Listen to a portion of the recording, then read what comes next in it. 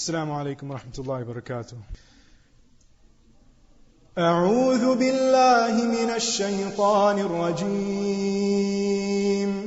بسم الله الرحمن الرحيم.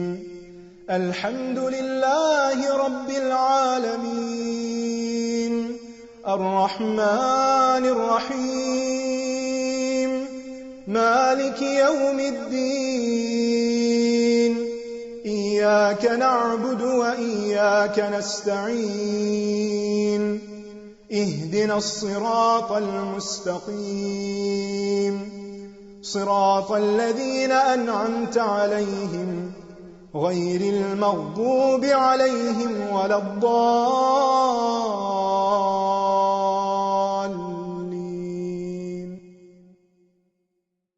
Bismillah ar-Rahman ar-Rahim.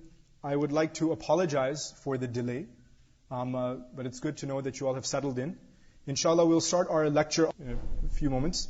I'd like to first introduce our speaker, Sheikh Tawfique Chowdhury, and he has come all the way from Kuala Lumpur to join us today. He's actually a medical doctor as well, for those of you who didn't know. And he's practicing as well. There's doctors and they don't practice, but they're called doctors. So he's a practicing doctor at the end of the day. And secondly, he's also gotten his degree from Medina University. And alhamdulillah, he's a very, very knowledgeable person, and he's here to give some of his knowledge to us today, inshallah. Before we start, I would just like to say that Sheikh Tawfique has a couple of events happening in the near future. Just tomorrow, inshallah, we're going to be starting off with this book, Aqidatul-Wasatiyya.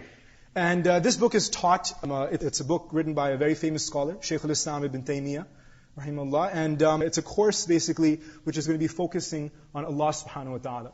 Much like our topic today. Our topic today is basically, know your Lord. Our topic today is know your Lord. Know Allah subhanahu wa ta'ala. How much of us know Allah subhanahu wa ta'ala? Do we really know Him? And inshallah, the Shaykh will talk in more detail about that.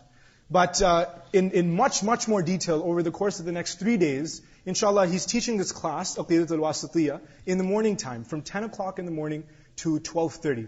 And you are all invited and all welcome to attend it, inshallah. It'll be from 10 o'clock to 12:30 p.m., inshallah. Every single day, starting from tomorrow, Saturday, Sunday, and Monday. If you would like a copy of this book, it is outside in the stall area, so be sure to collect that as well if you want.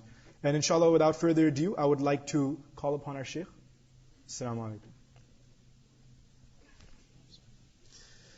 Bismillah ar-Rahman ar-Rahim. Alhamdulillahi Rabbil Alameen. Wa sallallahu wa sallam wa barak ala nabiyyina Muhammadin wa ala alihi wa sahbihi ajma'in. Assalamu alaikum wa rahmatullahi wa barakatuh. MashaAllah. Ya ikhwati, from the great mercy of Allah subhanahu wa ta'ala is that we are here today talking about Allah subhanahu wa ta'ala and who He is and what He means to us. Ya ikhwati, we're here today talking about Allah subhanahu wa ta'ala, the great King, Allah subhanahu wa ta'ala, the one who we worship, the one who created us, the one who we will go back to, the one who will judge us, the one who will be with, inshallah ta'ala, in Jannah. One of the greatest things about Islam is that Allah subhanahu wa ta'ala has given us the best descriptions of Allah subhanahu wa ta'ala in Islam. Of all the religions that exist out there, from Hinduism all the way to Buddhism, to Shintoism, to all other isms out there, all the way to Islam, show me one religion that has the description of God as beautiful and as exemplary as Allah did in Islam. Show me one religion that truly upholds Tawheed, or the unity of Allah subhanahu wa ta'ala, in His oneness, in the way that Islam does. There is not one single religion that you can show me where the perfect example of Allah subhanahu wa ta'ala is given. So let's take, for example, what shall we do? Let's take Hinduism. Hinduism, 270 million gods. And there's a God for every single thing. There's a God for the morning, God for the night.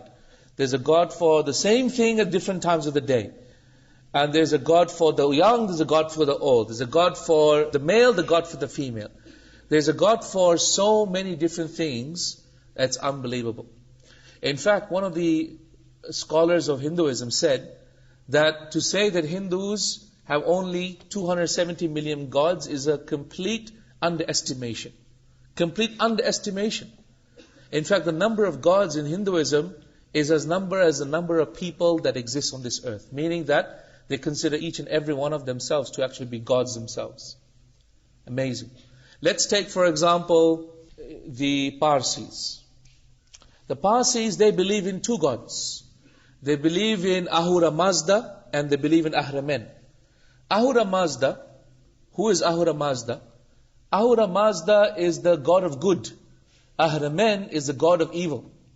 So Ahura Mazda and Ahriman are constantly fighting each other. But on the day of judgment, finally Ahura Mazda will win and Ahriman will die. So you see, look at the concept of God, yin yang, good and bad. Yeah, that's their concept of God. Look at the concept of God in Roman mythology or Greek mythology, Jupiter and Venus and Saturn. Or in Greek mythology, there is Zeus, the main god, and then there is Poseidon, and then there's Hades, the Trinity. And if you compare that to Hinduism, same thing. You've got Bhagavan, who is the main god, then you've got Shiva, and you've got Vishnu. Or if you look at, for example, in Greek mythology, same, Zeus with his Poseidon, and then you have your Hades.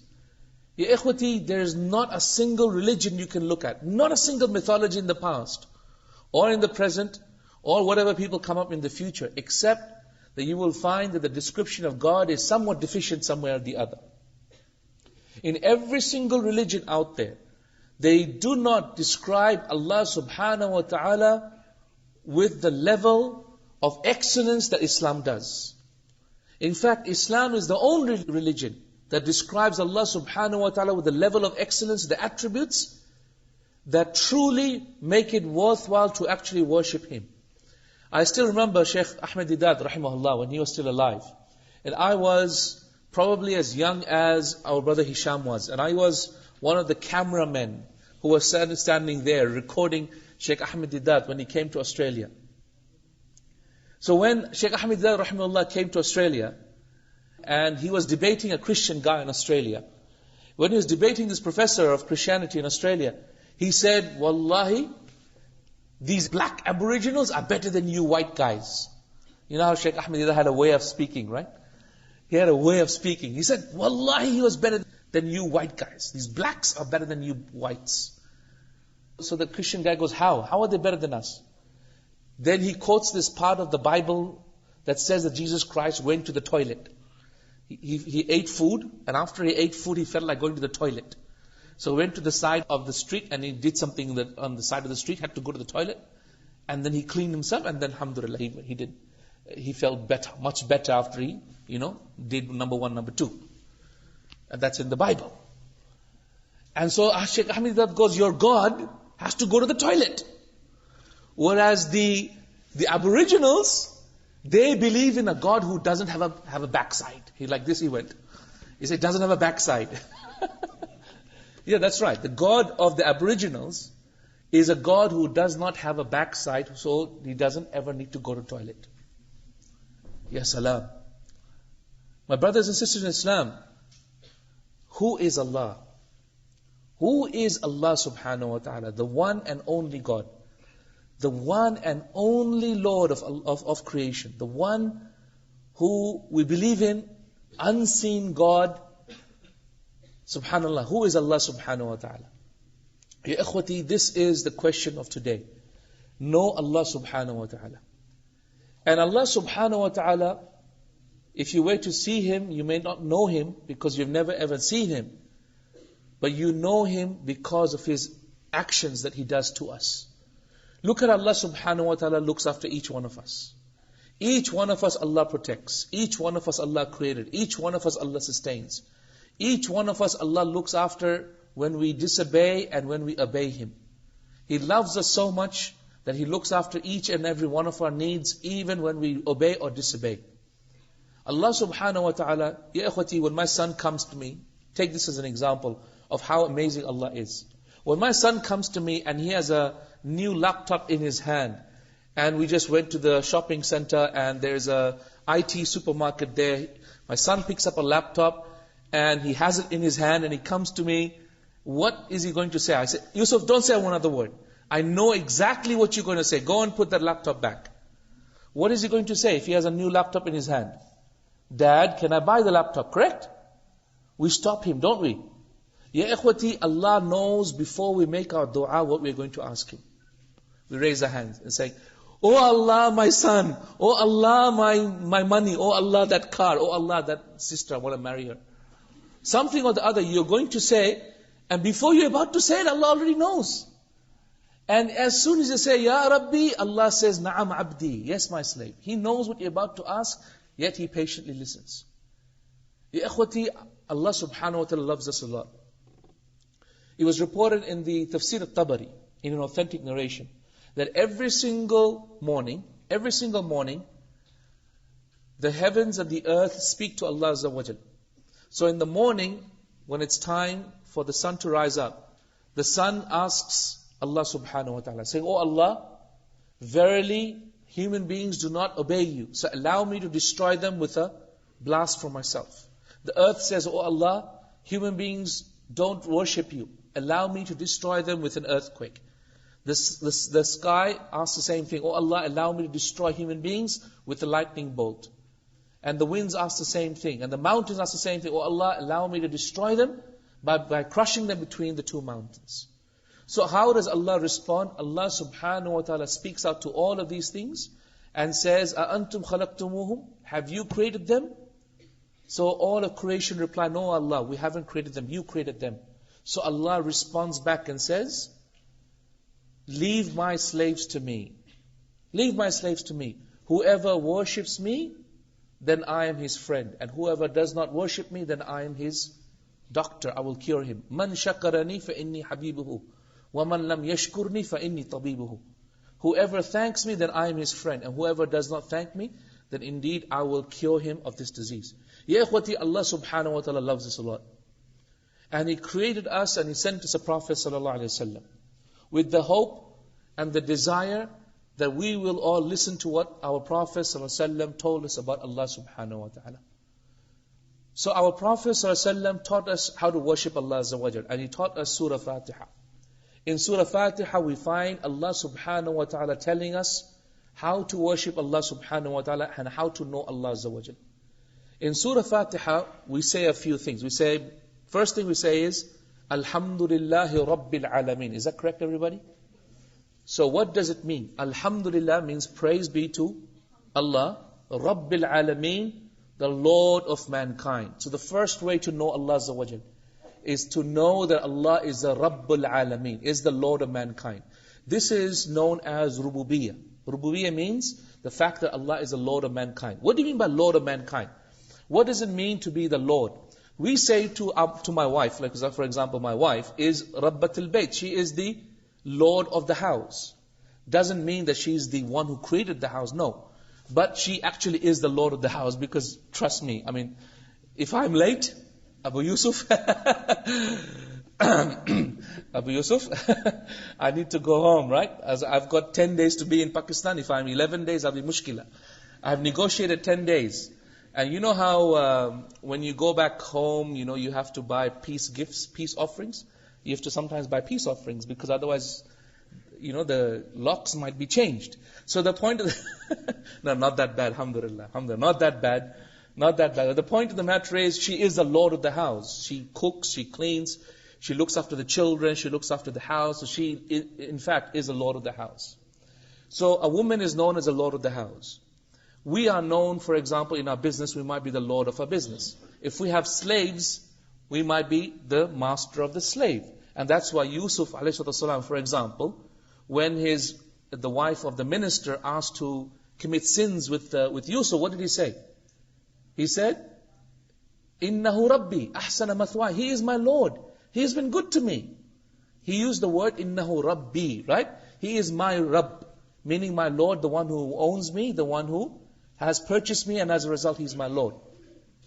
So therefore, what is Rububiyyah? Rububiyyah is that Allah is the Lord of all of creation. So when you say someone is the Lord, that means Allah has a haqq to be obeyed. Allah has a right to be obeyed. And because He is the Rabb, that means that He must have created creation as well. So Rububiyyah means that Allah is also the creator of creation. And because He is the one who has to be obeyed and He is the creator of creation, that must mean that He also sustains and looks after creation as well. So Rububiyyah is to do with the fact that there is one creator. That all of this universe was created by one being, and that is Allah Azza wa Jal. He has no beginning, He was not created Himself, nor will He cease to exist.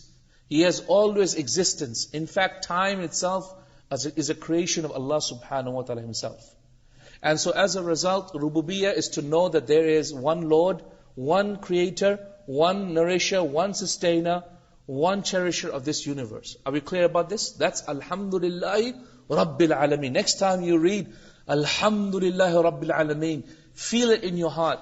Oh Allah, I'm worshipping the one who created the universe, the one who looks after me, the one who is my doctor, the one who is my nourisher, the one who feeds me, the one who clothes me, the one who looks after me. You are my Lord, you have the right to be obeyed. Right? That's what you mean by Alhamdulillah Rabbil Alameen. Then, the next two things, what do you say after it? Ar-Rahman Ar-Rahim, Maliki Yawmiddin. What are these two things? Ar-Rahman Ar-Rahim, Maliki Yawmiddin. Ar-Rahman Ar-Rahim means what? These are the two names of Allah Azza wa Jal, right? Ar-Rahman meaning the one who has general mercy, and Ar-Rahim is the one who has specific mercy. Rahman is the one who has general mercy to all of mankind, and all of creation. All of creation. Muslim, non-Muslim, jinn, human beings, right? Animals as well as human beings, right? So this is the Rahman. That's why someone cannot be called Rahman. Mr. Rahman, haram. That's la yajuz. Not permissible. Why? Because this is a name which is only specific to Allah. Only Allah can have general mercy across all of creation, both animate as well as inanimate creation. Then Allah subhanahu wa ta'ala says, Rahim. Rahim on the other hand is someone who is merciful to believers. So it's permissible to say, this is Mr. Rahim, but you cannot say this is Mr. Rahman. Okay? So these two are the names of Allah subhanahu wa ta'ala. Two names of Allah subhanahu wa ta'ala, Rahman and Rahim. And the third one is Maliki Yawmiddin, the attribute of that He is the King of the Day of Judgment. So when we say Ar-Rahman Ar-Rahim, Maliki Yawmiddin, what are we saying? We are attesting to the fact that Allah has unique names and attributes. Yes? Unique names and attributes that only belong to Allah Azza wa Jal, that no one from creation can ever have that. So Ar-Rahman, Ar-Rahim, Maliki Yawmiddin, these are all names that belong to Allah subhanahu wa ta'ala that no one from creation can ever have. Yeah, Ar-Rahman, Ar-Rahim, Maliki Yawmiddin, these are all names that belong to Allah subhanahu wa ta'ala. So these two verses exemplify the second part of Tawheed, which is to make Allah subhanahu wa ta'ala unique in His names and attributes. The first part is Rabbil Alameen, right? Which is the oneness of Allah in His Rububiyyah, the oneness of Allah in His Lordship. The second part of Tawheed is to unify Allah Azza wa Jal in His names and attributes, that He is unique in His names and attributes, right? And this is the second part of Tawheed. The third part of Tawheed is the very next verse. What is the very next verse? إِيَّاكَ نَعْبُدُ وَإِيَّاكَ نَسْتَعِينُ. Only You do we worship, and only You we seek help. By the way, why do we say only You will worship, and right after that we say we seek help? Anyone know why? Well, because the scholars say anyone who worships only Allah will be fought in this dunya. As a result, we straight away seek mercy and help from Allah subhanahu wa ta'ala. If you worship only Allah, if you worship no other taghut except Allah Azza wa Jalla in this dunya, then know that you will always be under attack. Someone or the other. Because shaitan and his taghut will always attack you because you are muwahhid. As a result, straight away a believer says, إِيَّاكَ نَسْتَعِينُ. You only we seek help. So what does it mean that only You we worship? That means that we only worship Allah subhanahu wa ta'ala in the ways that Allah subhanahu wa ta'ala is to be worshipped. Like what? Like making dua to Allah Azza wa Jal. We only make dua to Allah. Like slaughtering, we only slaughter in the name of Allah Azza wa Jal. Like swearing, we say, Qasam, I swear. Qasam, right? Is that what you say, right? Qasam. I know a few words of Urdu. That's all I know. So, qasam. I say, I swear by what? By Allah or by my mother's grave? You know how sometimes people say by mother's grave? You can't. Swearing is an act of worship. And as a result, you cannot swear by anything except Allah Azza wa Jal. You can say, I swear by Allah. Can I say I swear by the Quran? Really? Well, the Quran is not created. It is an attribute of Allah Azza wa Jal. So you can't say I can swear by the Quran. I swear by the unspoken word of Allah Azza wa Jal. If that's what you mean, then yes, you can say I swear by the Quran. Because the Quran is not created. These are the words of Allah that are eternal. And as a result, you can. But what you cannot do is say, I swear by the Mus'haf, for example. I swear by the book. The book itself is created, but the words are eternal. And as a result, they are the spoken words of Allah Azza wa Jal. And as a result, you can't swear by the Quran if you intend by it the unspoken words of Allah subhanahu wa ta'ala, the words of Allah Azza wa Jal that are eternal. If what you mean is by the book itself, which is created, then no, that's not. The Mus'haf itself is of course created, but inside it the words, that these are eternal and you can swear by that. Ya ikhwati, it's very important to learn about the three parts of Tawheed. To unify Allah in His rububiyyah, to unify Allah in His names and attributes, to unify Allah in His worship. Because this is the essence of why we are here. The essence of why human beings have been created is to witness the oneness of Allah in these three things. And that's why Surah Fatiha starts off with it. Every single thing. Look at the most amazing things the Prophet ﷺ did. What did he do? Let's say Hajj. What was Hajj about? What is the one thing that the Prophet ﷺ recited again and again loudly in Hajj? Labbaik Allahumma labbaik, isn't it? So Labbaik Allahumma labbaik, labbaik la sharika laka labbaik, innal hamda wal ni'mata laka wal mulk la sharika lak. It's all to do, la sharika lak means what? No shirk, no shirk. I don't do shirk, I don't do shirk, I'm upon tawheed, upon tawheed. So it's all about witnessing the oneness of Allah Azza wa Jal. The Quran itself is all about tawheed as well.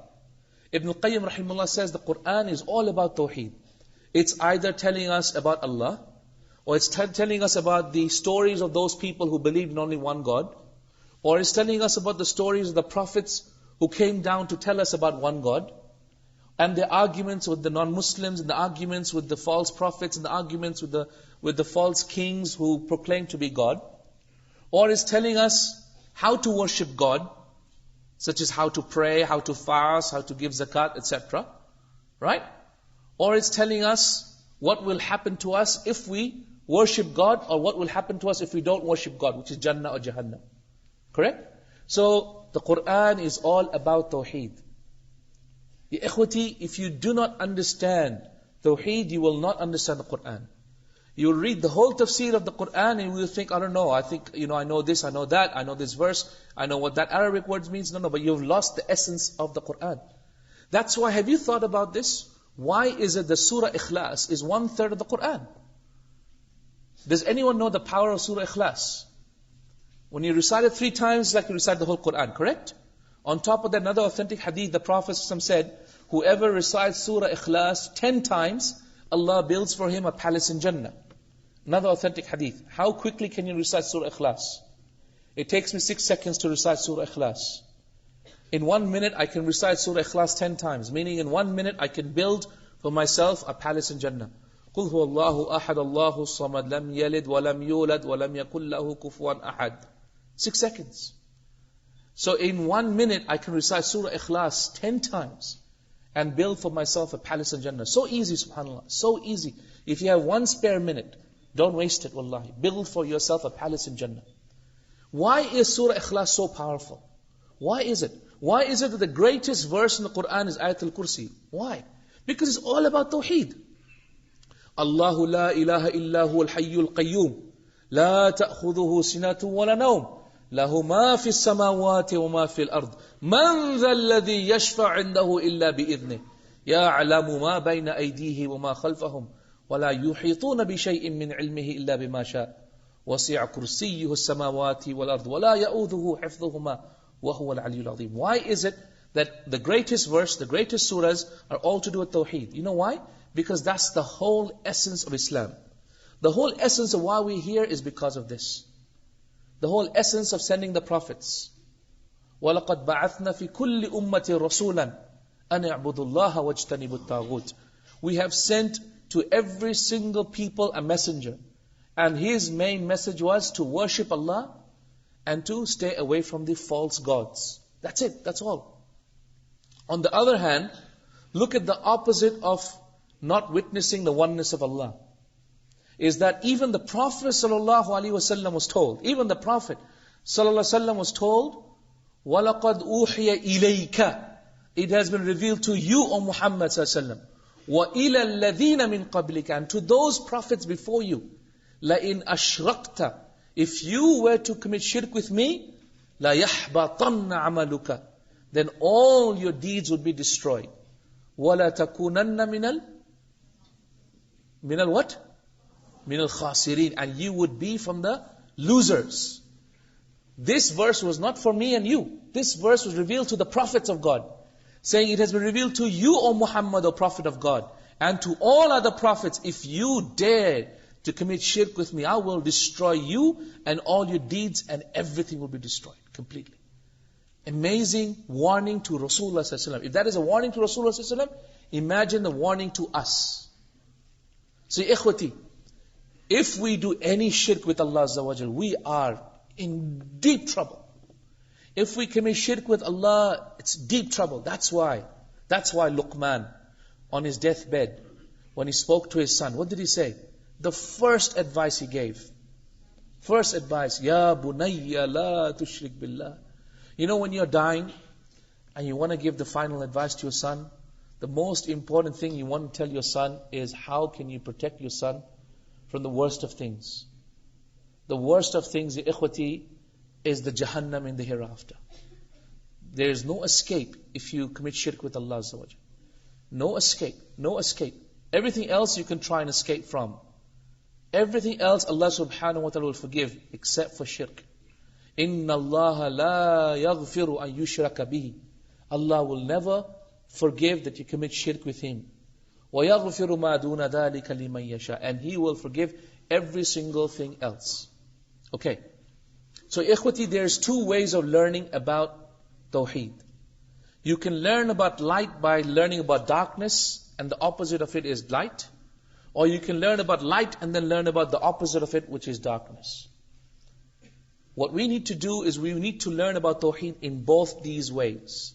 Let's learn about each one of these three things very quickly in the next few minutes, inshallah. Okay? About each one of the three things of Tawheed Rububiyyah, Tawheed of Allah's names and attributes, Tawheed of Allah's worship, very quickly, inshallah. Okay? And inshallah, this is going to be the most jam-packed, informative session you will take for a very long time, inshallah. So get stuck in, inshallah, and pay attention to everything that I'm going to say, inshallah. The first thing is Tawheed Rububiyyah. That Allah subhanahu wa ta'ala is one in His Lordship. Correct, everybody? That He is one in His Lordship. What is the evidence that Allah is one in His Lordship? What is the evidence that Allah subhanahu wa ta'ala is one in His Lordship? You see, when you ask everyone, what is the proof Allah exists? What is the proof that Allah subhanahu wa ta'ala exists, that He is one Rabb, that there is one Rabb for all of the universe, one Lord for all of the universe? What will they say? What evidence, akhi, what evidence would you give? Any ideas? Anyone? Give us a show of hands. Someone says, what's your proof Allah exists? Yes, Baisam. Regularity of all the system which is running through the universe. Regularity of all the systems that is running through the universe. Okay? Yes, Ukhti, go ahead. Sorry? Creation of human being. Okay, how is that an evidence that God exists? Can you tell me?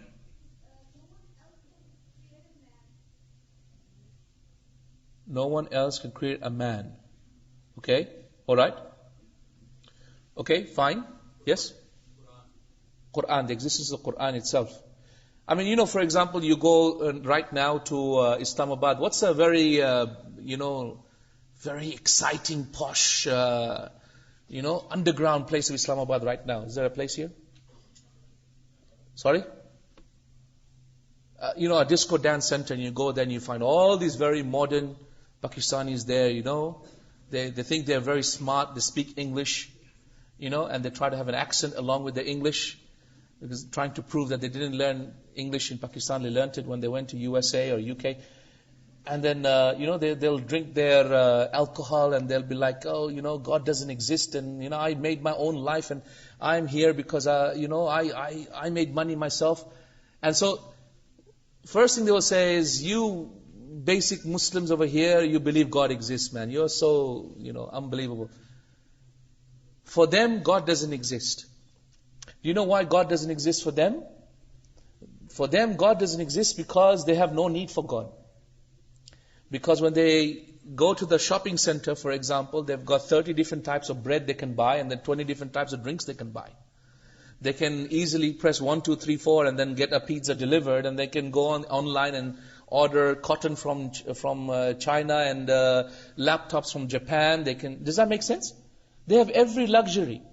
They have every single materialistic need that they have fulfilled. They have no need for God. On the other hand, if you go down to the poorest of places, the farmers that are breaking bread and they are having to plow the fields, you ask him, does he believe in God? He will slap you. So how can you not believe in God?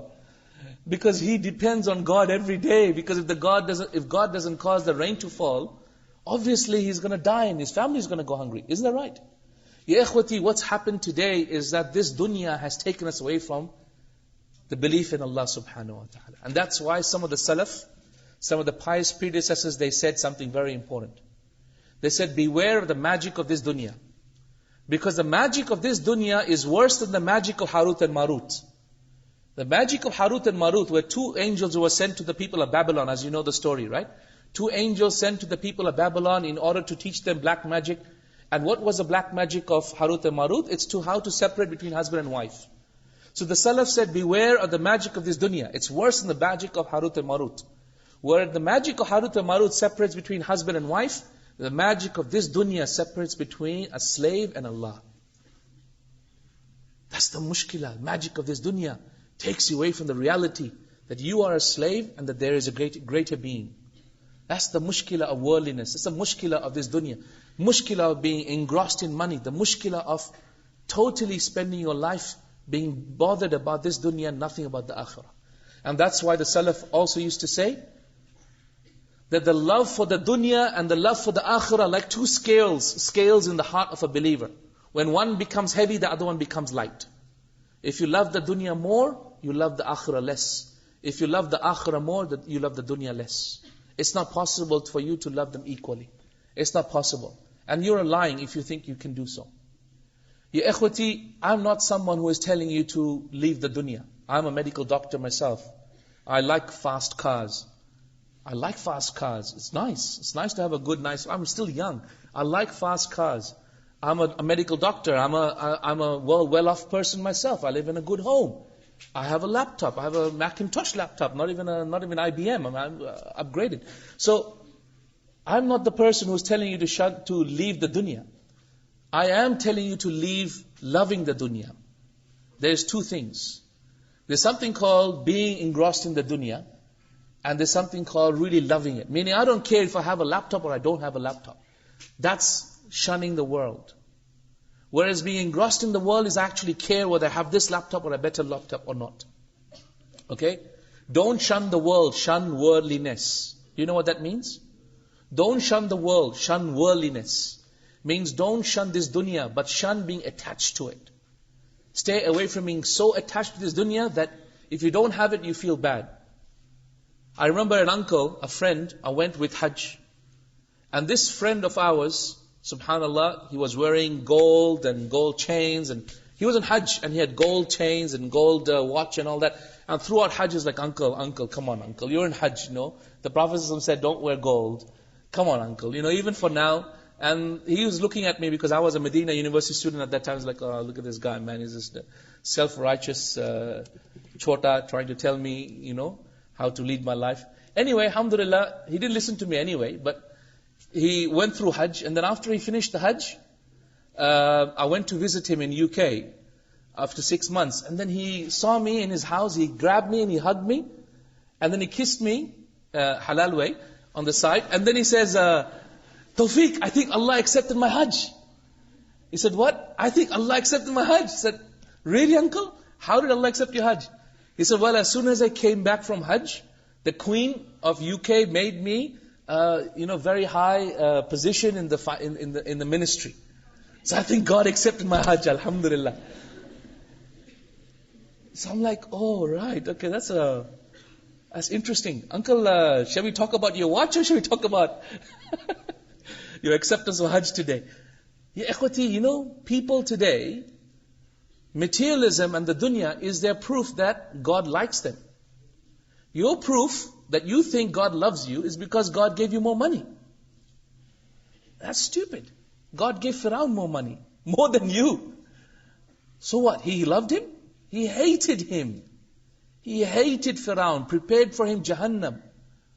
النار يعرضون عليها غدوا وعشيا ويوم القيامة أدخلوا آل فرعون أشد العذاب.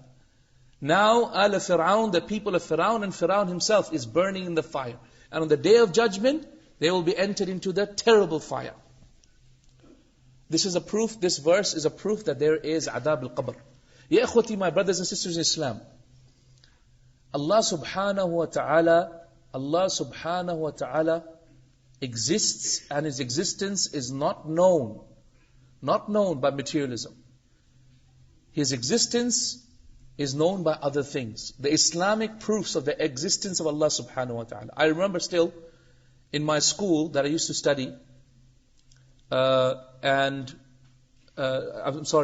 medical college, when I was there as a medical student, I remember I had a Muslim friend who was becoming a bit atheist. He's having these doubts in his mind. I thought, how am I going to prove to him that Allah exists? Do you know what I did? I took him to the anatomy lab. And as we had dissected a human being, cut this woman open and all her organs were outside, I showed him the heart, and I showed him the lungs, I showed him the liver, I showed him the amazing creation of Allah subhanahu wa ta'ala. I went out with him, and I took a leaf, in front of him and said, look at this leaf. Look how amazing the patterns are, look at how fantastically designed. Did this creation create itself? Did it come out of chance and existence? Just like that? Or is there a creator? And that is why the Arabs of the desert used to say that the footsteps of a camel tell us where the camel went. So does not the footsteps of Allah in His creation show us the existence of Allah Azza wa Jal? No doubt. Creation itself, as some of you said, the first proof that Allah exists is creation itself. The first proof that Allah exists is creation itself. Yeah? And this is very important. And not just creation, but the orderliness of creation. How everything is ordered. Everything is perfectly done. Everything comes out perfect. You go in there, you get husband, wife married, 9 months later, bam, you have another human being. Perfect. Right? It's ordered perfect. Every human being, perfectly fashioned, except for the ones Allah wants to create an example of, but perfectly fashioned. And it's happening billions of times a year. How amazing is Allah subhanahu wa ta'ala in doing that. This is an example of creation. So the first proof Allah subhanahu wa ta'ala exists, Islamic proof, is creation itself. The existence of creation. The second proof that Allah subhanahu wa ta'ala exists is the signs of Allah, the ayat of Allah in His kawn. Ayatullah fil kawn. Like the moving of the sun, like the floating of the ships on water, like the coming of the days and the seasons, like the coming of the night followed by the day, followed by the night. How every single thing is in perfect unison. That you should go out and you should witness the ayat of Allah subhanahu wa ta'ala. And that's what Allah says, فَسِيرُوا فِي الْأَرْضِ. Go out there and see. Go out there and witness the signs of Allah subhanahu wa ta'ala in His khalq and His creation. The second evidence in Islam that Allah exists is the ayat of Allah subhanahu wa ta'ala in His kawn. And that's why Allah says, إِنَّ فِي خَلْقِ السَّمَاوَاتِ وَالْأَرْضِ وَاخْتِلَافِ اللَّيْلِ وَالنَّهَارِ لَآيَاتٍ لِأُولِي الْأَلْبَابِ. Verily, in the creation of the heavens and the earth, and the turning of the day and the night are signs for the people who truly believe in Allah subhanahu wa ta'ala. And that's why the second evidence that Allah exists for truly people who believe are the signs of Allah in His creation. The third evidence are the prophets of God. The prophets of God. That's why Ibn Hazm rahimahullah said, if the only thing that we had was the story of Muhammad sallallahu alaihi wasallam, no Quran, nothing else, right? We were only given the story of Muhammad sallallahu alaihi wasallam, the story of the prophets themselves would be enough of proof that God exists. Look how fantastic a human being he was. Look at how he had nothing and he stuck out for nothing except for one belief that there is one true God. And his uncle came to him and said, Oh my son, meaning, oh Muhammad sallallahu alaihi wasallam, my son, the Quraysh have told me, if you agree to worship their gods, that they will make you the king of Quraysh. What did Muhammad sallallahu alaihi wasallam say in this authentic narration? He said, oh my uncle, if the Quraysh were to give the sun in my right hand, the moon in my left hand, I would not stop calling to this religion for one day. Correct? So ya ikhwati, my brothers, my sisters in Islam, the story of the prophets, story of Ibrahim, the story of Isa ﷺ, the story of Nuh, the story of Adam ﷺ, all of them is an evidence that God exists. The fourth evidence that God exists is fitrah. The fact that we all have within ourselves a fitrah. What is fitrah? Fitrah is the innate nature in our hearts to believe in one God. Right? We all have a fitrah. And that's what fitrah is. Fitrah does not mean that we're all Muslims. Fitrah means the ability to recognize the oneness of Allah subhanahu wa ta'ala. And that's why the hadith of Rasulullah sallallahu alaihi wasallam that states, كُلُّ مَوْلُودٍ يُولِدُ عَلَى الْفِطْرَةِ, verily every single child is born upon fitrah, does not mean that every child is a Muslim. In fact, people who translate this hadith to mean every child is a Muslim is making a mistake. Because if it means that every child is a Muslim, that means how are we leaving this Muslim child with this non-Muslim family? Quickly take him away. It's not allowed to leave a Muslim with a non-Muslim, right? They're going to convert him. That's not right. No. Fitrah means the ability to recognize the oneness of Allah Azza wa Jal. However, what happens is that this ability to recognize oneness of Allah is clouded by all of the teachings of our parents who unfortunately teach us about Jesus Christ or about other gods, and so our ability to recognize the oneness of God is shadowed and clouded by all of these other wrong teachings. That's what happens to a person who is born into the family that is a non-Muslim family. Okay? So fitrah is our evidence that Allah subhanahu wa ta'ala exists. So these are the four evidences the Muslims use. A atheist will never ever accept it. What do you mean, fitrah? What do you mean, signs of Allah in the creation? What do you mean, stories of the prophets? What do you mean, creation, existence of creation itself? They will not accept it. However, these are the four evidences that Muslims use for the existence of Allah Azza wa Jal, which is Tawheed, the Rububiyyah. Are we clear about this, everybody? What are the four things? The creation of creation.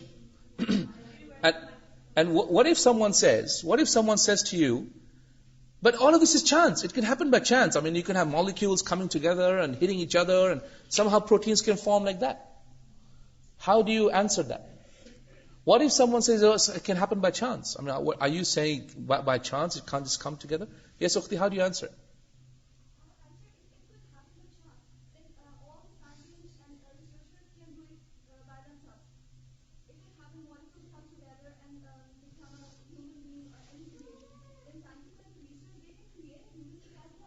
Okay, alright. Anyone else?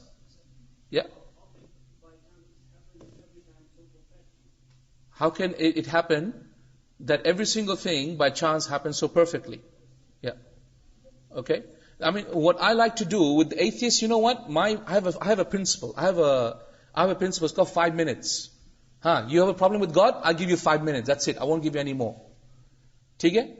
The reason why I only give atheists 5 minutes is because that's all you need really with them. They're arrogant. Actually, 100% atheists are just arrogant people.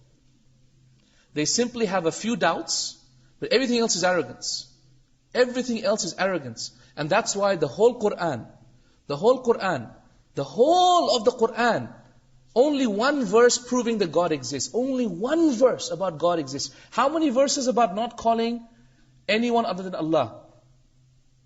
Does anyone know how many verses are there in the Quran? Do not call any other gods other than Allah. How many verses? 500 verses. 500 verses. وَلَا تَدْعُوا مَعَ اللَّهِ إِلَهًا آخَرَ. Huh? You know those verses where it says, وَلَا تَدْعُوا مَعَ اللَّهِ إِلَهًا آخَرَ. Don't call on any other gods than Allah. 500 verses like that. 500 verses like that. But how many verses God exists? Only one. أَمْ خُلِقُوا مِنْ غَيْرِ شَيْءٍ أَمْ هُمُ الْخَالِقُونَ. Did they create themselves or did they come into existence on their own? That's it. So, did we create ourselves? No, we couldn't have, because we didn't exist before we created ourselves. So, we couldn't have created ourselves. Did we come spontaneously? Well, if it's possible that we came spontaneously, how is it everything is perfect? How is it that everything is being repeated spontaneously, perfectly? So it's not possible. Therefore, the only possibility is something else brought us into existence. That's the third possibility, and that is what? That is the true thing. That is that there's a being that existed that brought us into existence. And that is Allah subhanahu wa ta'ala. That's the only verse that Allah gives to prove that He exists. Only one verse. So ikhwati, the reason why Allah does this is because atheism is essentially arrogance. That's why I don't give atheists more than 5 minutes. No, that's it. Khamsa daqaiq, khamsa bas. 5 minutes is all you got. Right, what's your problem? So, for example, atheists will give you the following arguments. I'm going to give you 10 arguments atheists are going to give, okay? I want you to remember them. I want you to remember them, especially brothers and sisters. Why? Because your friends will ask you this question out there, and your children will say, oh, they heard someone in the playground saying this, so they will have these doubts. You need to know how to answer them, okay? This is very important. Doubt number 1. Okay, I've written it here, so I'm just telling you. Doubt number 1. Someone will say, if God exists, then can God create a circle with 4 sides? Okay? Oh, God exists? So can God create an object a circle that has 4 sides, or an object that exists and doesn't exist at the same time? So one of the doubts that the atheists will give you are these silly questions that they give you. Okay? Impossibilities, linguistic impossibilities, to show you that, oh, look how silly your belief in God. Because can God create the impossible?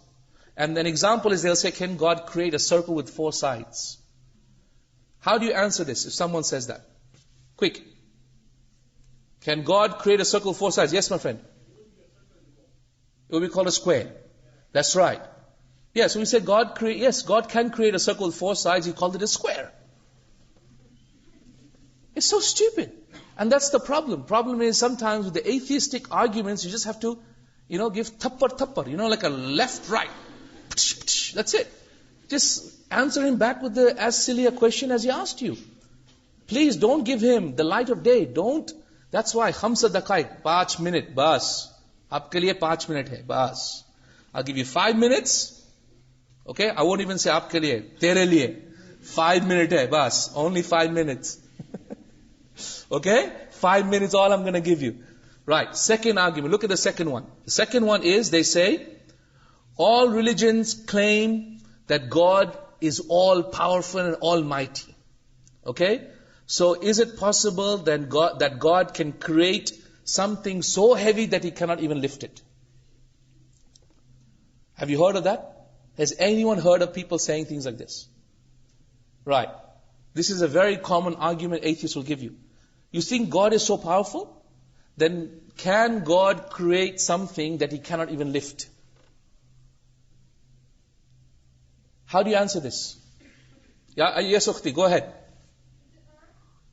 Sorry?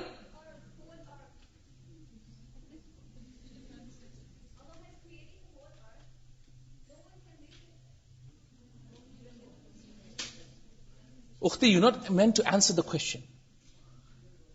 Can God create something that He cannot even lift? Can He, yes or no? Why are you answering? If you say yes, you're wrong. If you say no, you're wrong. Isn't it true?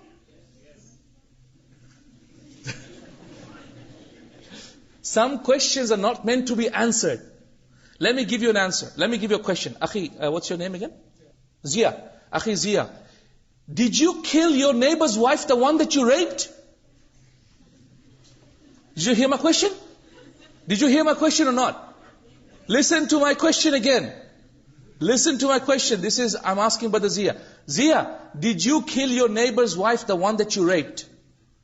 If Zia says yes, that means he killed her. If he says no, that means he raped her. Mushkila, isn't it? So some questions are not meant to be said yes or no. Don't fall into the trap. You answer. That's why with atheists, when they said this question, I said, chota, beja. Sit down here and let me ask you a counter question. That's why I always ask him this question. Did you rape your neighbor's wife, the one that you killed? And he'll be like, oh my God, how do I answer this? Yes or no? Well, if you say yes, you're still guilty. If you say no, you're guilty. I said, subhanAllah, that's the same type of cyclical question you've asked me here. Can God create something He can't lift? I said, this is complete oxymoron. Two impossibilities in a question. This is not meant to be answered. This is a stupid question. And people with half a brain ask this question. Does that make sense, everybody? Do not answer every question. Do not answer every question of atheists. If you do, you're causing yourself a disservice. Does that make sense, everyone? Remember this. Cyclical questions that are wrong both ways are impossible questions that are meant to simply catch you into a trap, not meant to be answered. Because they're simply wrong. They're simply wrong questions. Does that make sense, everybody? So don't get fooled by this. Third argument. Look at the third argument atheists give you. They say, evolution, the theory of evolution proves that we all came from animals. We all came from orangutans and monkeys. Okay? Science explains everything. There is no need to believe in God anymore. Science explains everything. ठीक है? Evolution explains everything. No need to believe in God. How do you answer this? Quick. I've got to get through all of my 3 parts of Tawheed here. Quick. Yes. Sorry? Monkeys are still there. They haven't evolved yet. Okay? Give them a few more million years, akhi, So, yes, go ahead.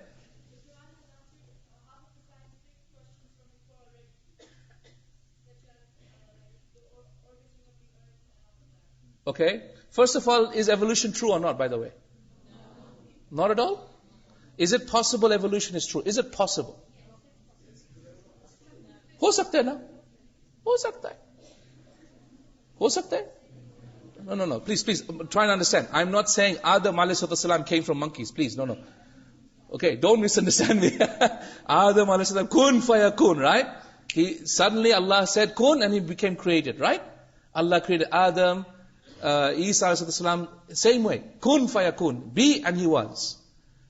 But is it possible that this particular monkey came from that particular animal that evolved over time, over billions of years? It's possible if Allah decreed it. That is not taking away. This is why, my friends, very important to understand. Evolution does not prove or disprove Allah Azza wa Jal. It's simply a process. If it happens, so happens. But that does not mean Allah doesn't exist. That doesn't mean that Allah can't suddenly create something out of nothing. Allah can do so, no problem. So don't ever fall into this trap of saying, oh, evolution must mean that God doesn't exist. No. Because if evolution explained everything, then explain this to me. Why is it that today we're still struggling to find the number of human beings? You know how we say, for example, there's monkeys and then there's human beings. Now what are they trying to do? They're trying to find the human beings in the middle. Half monkey, half human, right? They're trying to find those skulls. Is that right? Skeletons. They find 1 or 2 here and there and say, wow, we found it. But the problem with this is that the same number of monkeys and the same number of human beings, there has to be that many number of skeletons as well. It can't be just one that suddenly moved. Correct? There has to be a whole migration of a whole generation, of whole creation that came from all different stages, all the way from monkeys all the way to human beings. And that's why evolution is not proven. That's number 1.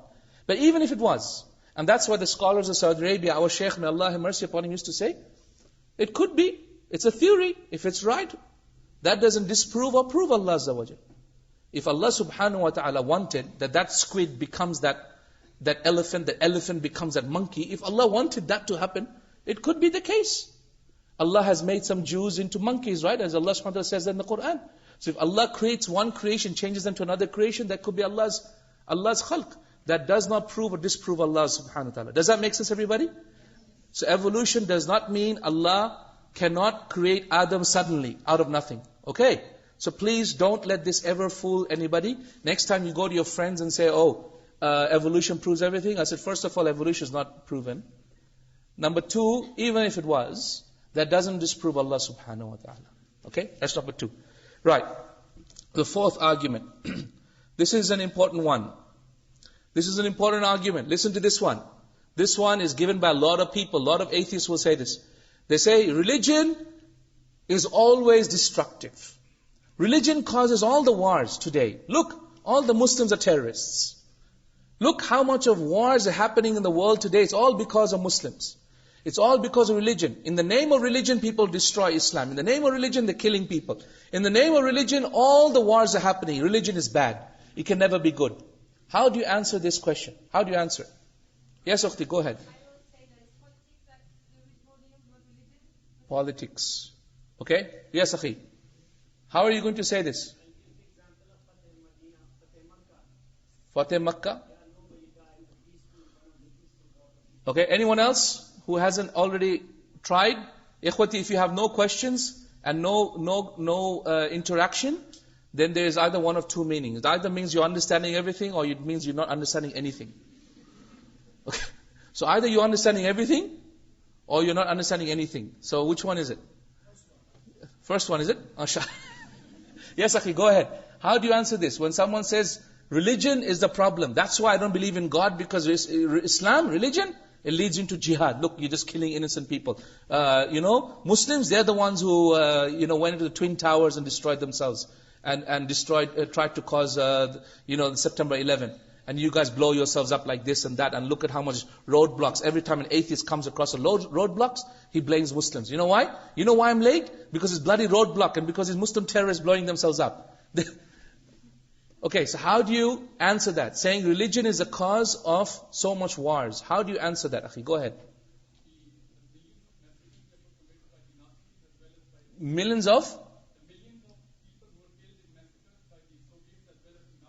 of people that were killed by the Soviets and the Nazis. Okay, excellent. That's how I answer it. How do I answer it? Remember, 5 minutes all I give them. Please, you got 5 questions. Ask them 1, 2, 3.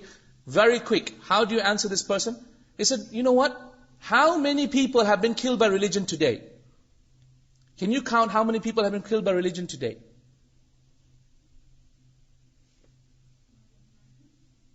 Okay, come on, guys. How many people have killed by religion today?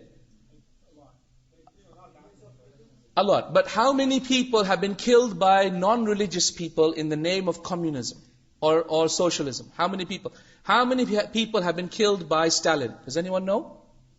Yeah? Yeah, approximately 10 million people killed by Stalin in the name of communism in trying to stop people to be religious. How many people have been killed by Pol Pot in Cambodia? Does anyone know Pol Pot? Yeah, Pol Pot, he used to kill people. He used to cut their necks off and dry the bones, and then he would build a palace of skulls of his enemies. How many people? 30 million people Pol Pot killed in the name of communism. How many people were killed by Chairman Mao? Does anyone know Chairman Mao? Please read up on these names. How many people were killed by Chairman Mao? Some say 90 million people killed. 90 million people killed. Now Chairman Mao, Pol Pot, Stalin, were they Muslims? Huh? No, they weren't. They were communists. So more people have been killed by communists, atheists, than they were killed by Muslims that are religious. So don't ever tell me Muslims are the cause of problems on this dunya. No, they're not. It's you guys, you atheists, you secularists, you atheists, you militant secularists. They're the ones who are the intolerant people on this dunya that are causing most of the harm. And most of the wars today are caused by militant secularists using religion as a pretext to cause war. Correct or not? When you ask them, okay, Iraq war, was that a crusade? Was that a religious war? No, it's a secular war. Is it? Then that means the secularists are causing it. So it's an atheist war. So ya ikhwati, my brothers and sisters in Islam, don't ever give in to atheists. They have stupid arguments. The worst arguments you can ever see. It's all emotion. Kullu emotion. Everything's emotion. And when you just dust away a few of their wise sounding words, you get nothing but arrogance. The fifth argument that they give you, and I think this will be more than enough arguments with the atheists. The fifth one, this is important. This one people say.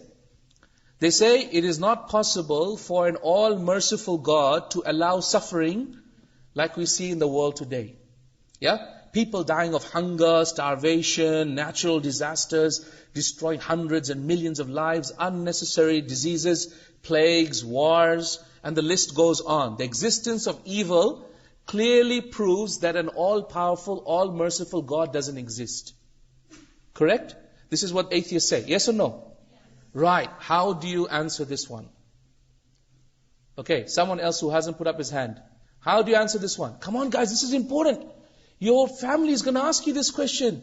Your chota, mota, everyone's going to ask you this question. Believe me. When you go back... Yes, Akhi, go ahead. Sorry?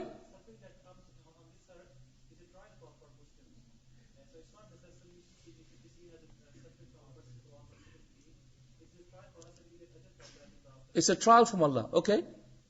Can you answer that? So if someone atheist says, okay, look at the tsunami. 1 million people died like that. 1 million people became orphaned just like that. Why did God have to do that? Why? Yes. Because it's a test. Jail. Yes, go ahead. Because what? If life was perfect, why would we need God? Sorry? Caused by your own deeds, what you do. So are you saying all the people who got the tsunami was their own fault? Become part of that. Okay. Yes, Ukhti, go ahead. Raise your voice. Sorry? Correct. The questioner shows that he believes in God, he just has a problem with one of his actions. Correct? Right. Ya Ikhwati, let me tell you, when you speak to atheists, trick number one, you have to answer them in a way that they can't come back to you. Don't give answers just for the sake of giving answers. Give them an answer, it's like an uppercut, like an uppercut. Don't give them a small jab. It's like, if you give them a small jab, they'll just go back like that. No. And if you give them an uppercut, like they're completely finished. So when you give an answer, you give an answer that totally finishes them off, okay? So someone says God cannot exist because there's so much suffering in this dunya. What do we say? Well, number one, the first thing I tell them is there is nothing called pure evil in Islam. Remember this point. Nothing called pure evil. Pure evil does not exist. This concept does not exist in Islam. Even shaitan is not pure evil. Even shaitan has elements of good. What's the proof shaitan has elements of good? Can anyone tell me proof that shaitan has elements of good? Yes, Ukhti? He believes in Allah. Yeah. قَالَ رَبِّ ارْجِعُونَ. Yeah, he says, oh Allah, send me back. So he believes in God. And also we know the hadith of Rasulullah ﷺ in the time of Musa ﷺ, that shaitan came to Musa ﷺ and said, Yo Musa, can you ask Allah, will He forgive me? Correct? So we have evidences that show that shaitan has a small, tiny bit of good in him, right? And we have numerous evidences of that in the Quran. Okay, fantastic, very good. So there's nothing called pure evil. So what if someone says, no, but God took my son away and I went home and the house burned down, my wife died and my son died, my mom died. How can that be good? How can that be good? Where is the good in that? Well, I like to give the doctor example because it makes a lot of sense. So for example, the other day I know my son Yusuf was like, Dad, I want to study medicine. And first I was like, Alhamdulillah, that's good, that's nice, it's good. You can save humanity, mashallah, it's good. And then Aisha comes and says, Dad, I want to study medicine as well. Then Zainab comes, I have 5 children. And one after the other, each one starts coming and says, medicine. And I'm like, okay, 200,000. Medical degree is about $200,000 in Australia. So I'm like, oh my God, $1 million. So what I did, I said, Ya Allah, give me money. Okay? So how does Allah give me money? He gives you a heart attack. Yeah? And He gives you cancer. And He gives you a broken arm. And He gives you a car accident so that you come to my hospital. So yeah, I've got work. It's true, isn't it? So if a doctor, this is why the worst of people these days are doctors. Mushkila. They make dua to Allah for money and we get accidents. Now see, that's an example of how to show you how everything is related to each other. Someone's evil or misfortune is someone else's fortune, isn't it? Yeah? A grave digger, for example, says, oh Allah, I need money, I got to get my daughter married. How does Allah give him money? Allah causes more people to die. And that is, a mechanic says, oh Allah, I need more money. How does Allah give him more money? More accidents happen in the road. So the point of the matter is, ya ikhwati, my brothers and sisters, everything is related to each other. Yeah? Everything is related to each other. That's why for something that is to you, evil is actually good to someone else. Yeah? So it's very subjective. Evil, and this perception of evil is very subjective. That's number one. Remember that point. Yeah? Number two, the second way I answer this question is, what do you call this time now when the light's on? There's lots of light in the room, right? If I were to switch the lights off, what would you call that? Sorry? You can call it darkness. What else can you call it? Absence of light. Ahsant. So you can look at it positively or you can look at it negatively. Okay? So I can choose to look at it positively. So tsunami, I can call it the anger of Allah, or I can call it in the positive way, I can say the absence of mercy. Correct? So every single thing that we have around us, we can look at it positively or negatively. So this disease that's happened to you is either positive, or I can look at it negatively, which is bad for you, or I can look at it positively, meaning the absence of mercy of Allah. And that's exactly what all the problems worldwide is. The worldwide problems that we have today, from diseases, disasters, is not simply Allah's anger. No, there's another way of looking at it, and that is to say the absence of the mercy of Allah in these things. Because Allah doesn't have to be merciful to us.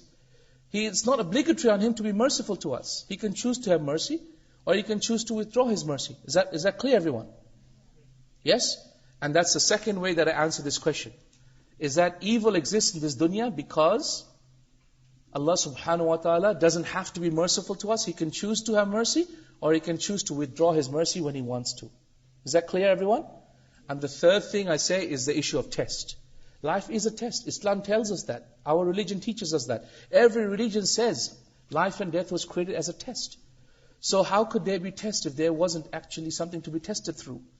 And so these things, diseases, disasters, etc., are all tests from Allah subhanahu wa ta'ala. Does that make sense, everybody? Fine. These and other examples that people ask you, this is enough, alhamdulillah. These are the 5 most important questions people will ask you. Please remember how to refute these doubts regarding Tawheed al-Rububiyyah, the oneness of Allah Azza wa Jal. And inshallah, your existence, the issue of the existence of Allah Azza wa Jal will be strong and firm in your heart. Is that okay, everyone? Move to the second point. The second point is the oneness of Allah subhanahu wa ta'ala regarding His names and attributes. Okay. The oneness of Allah subhanahu wa ta'ala regarding His names and attributes is that Allah subhanahu wa ta'ala is unique in His names and attributes. وَلَمْ يَكُنْ لَهُ كُفُوًا أَحَدٍ. And there is none like unto Him. هَلْ تَعْلَمُ لَهُ سَمِيًّا. Do you know anyone equal to Him? Okay? So there is no one like Allah subhanahu wa ta'ala. There's no one like Allah subhanahu wa ta'ala in His names and attributes. Right. So if Allah says something in the Quran, we believe He has that. In the Quran, Allah subhanahu wa ta'ala tells us that He is above the 7 heavens. Allah says Allah is not everywhere. Allah says He is not everywhere. He says He is above the 7 heavens. How many verses? Ibn al-Qayyim says more than 1,000 verses in the Quran that show Allah is above the 7 heavens. 1,000 verses. Can anyone give me proofs that Allah is above the 7 heavens? Quick, quick, quick. You should be on the tip of your tongue like this, like this, like this, like this. Quick, quick, quick, quick, quick. Sorry? Not the best verse. Give me something more. Come on, quick. Yes.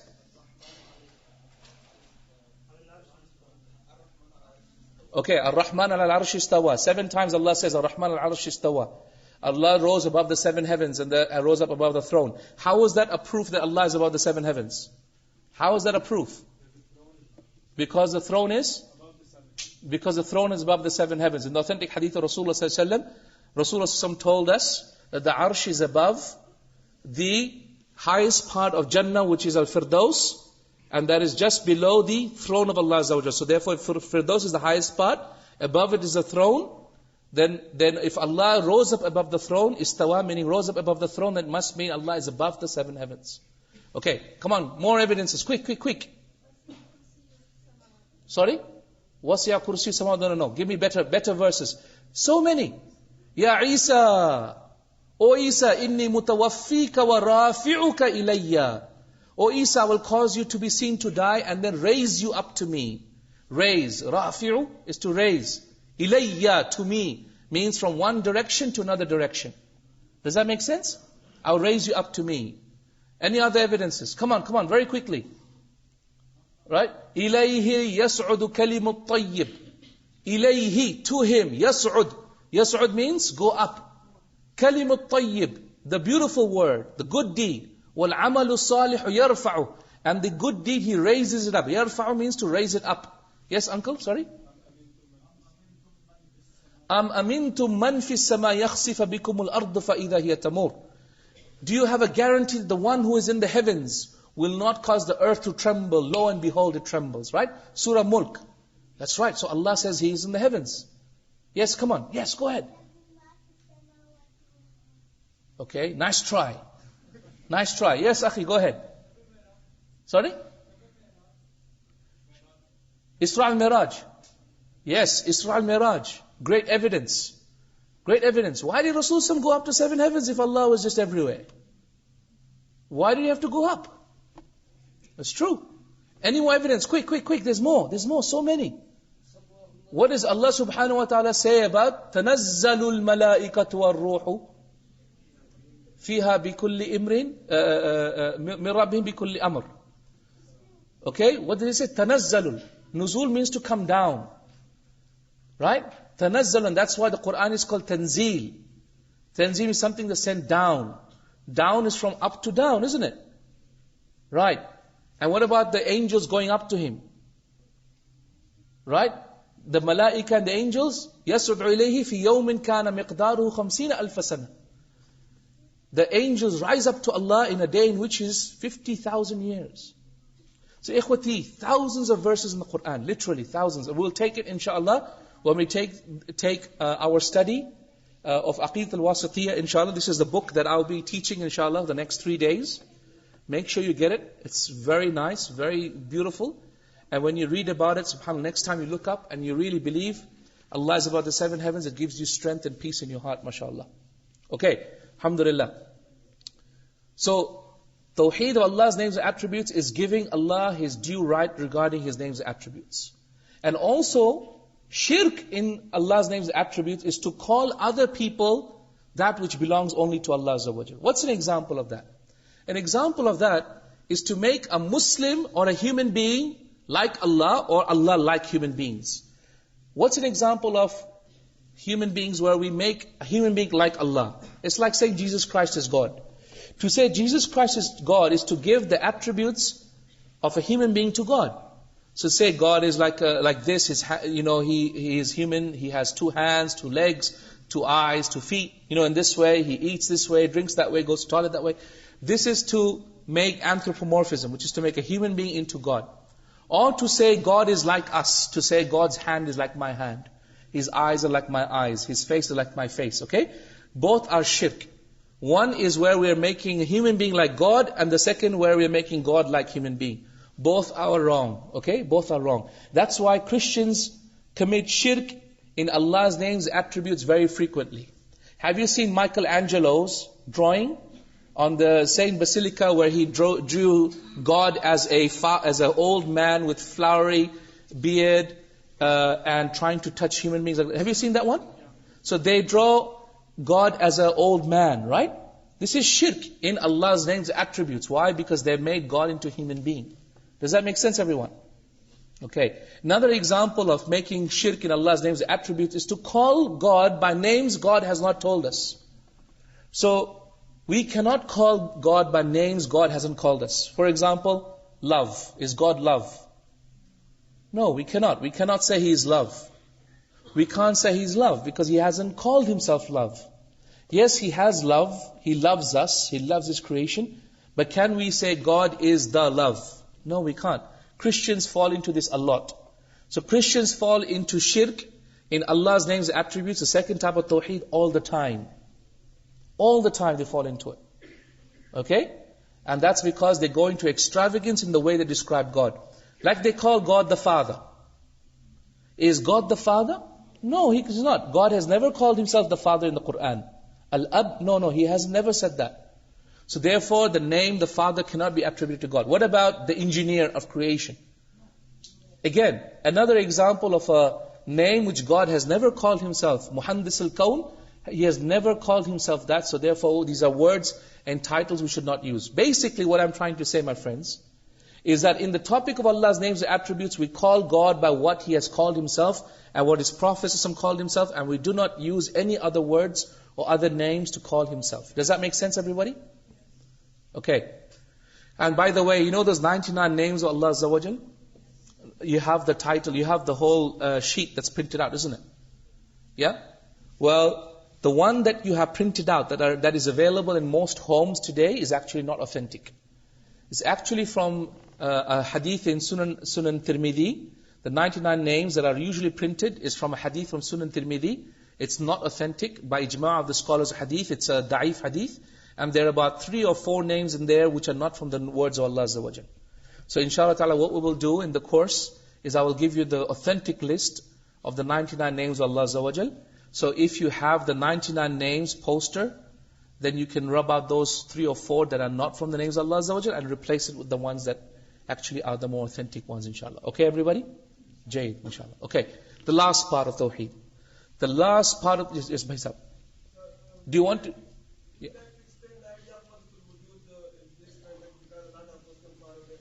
Yeah, okay. Good point. Wahdatul wujud. What is wahdatul wujud?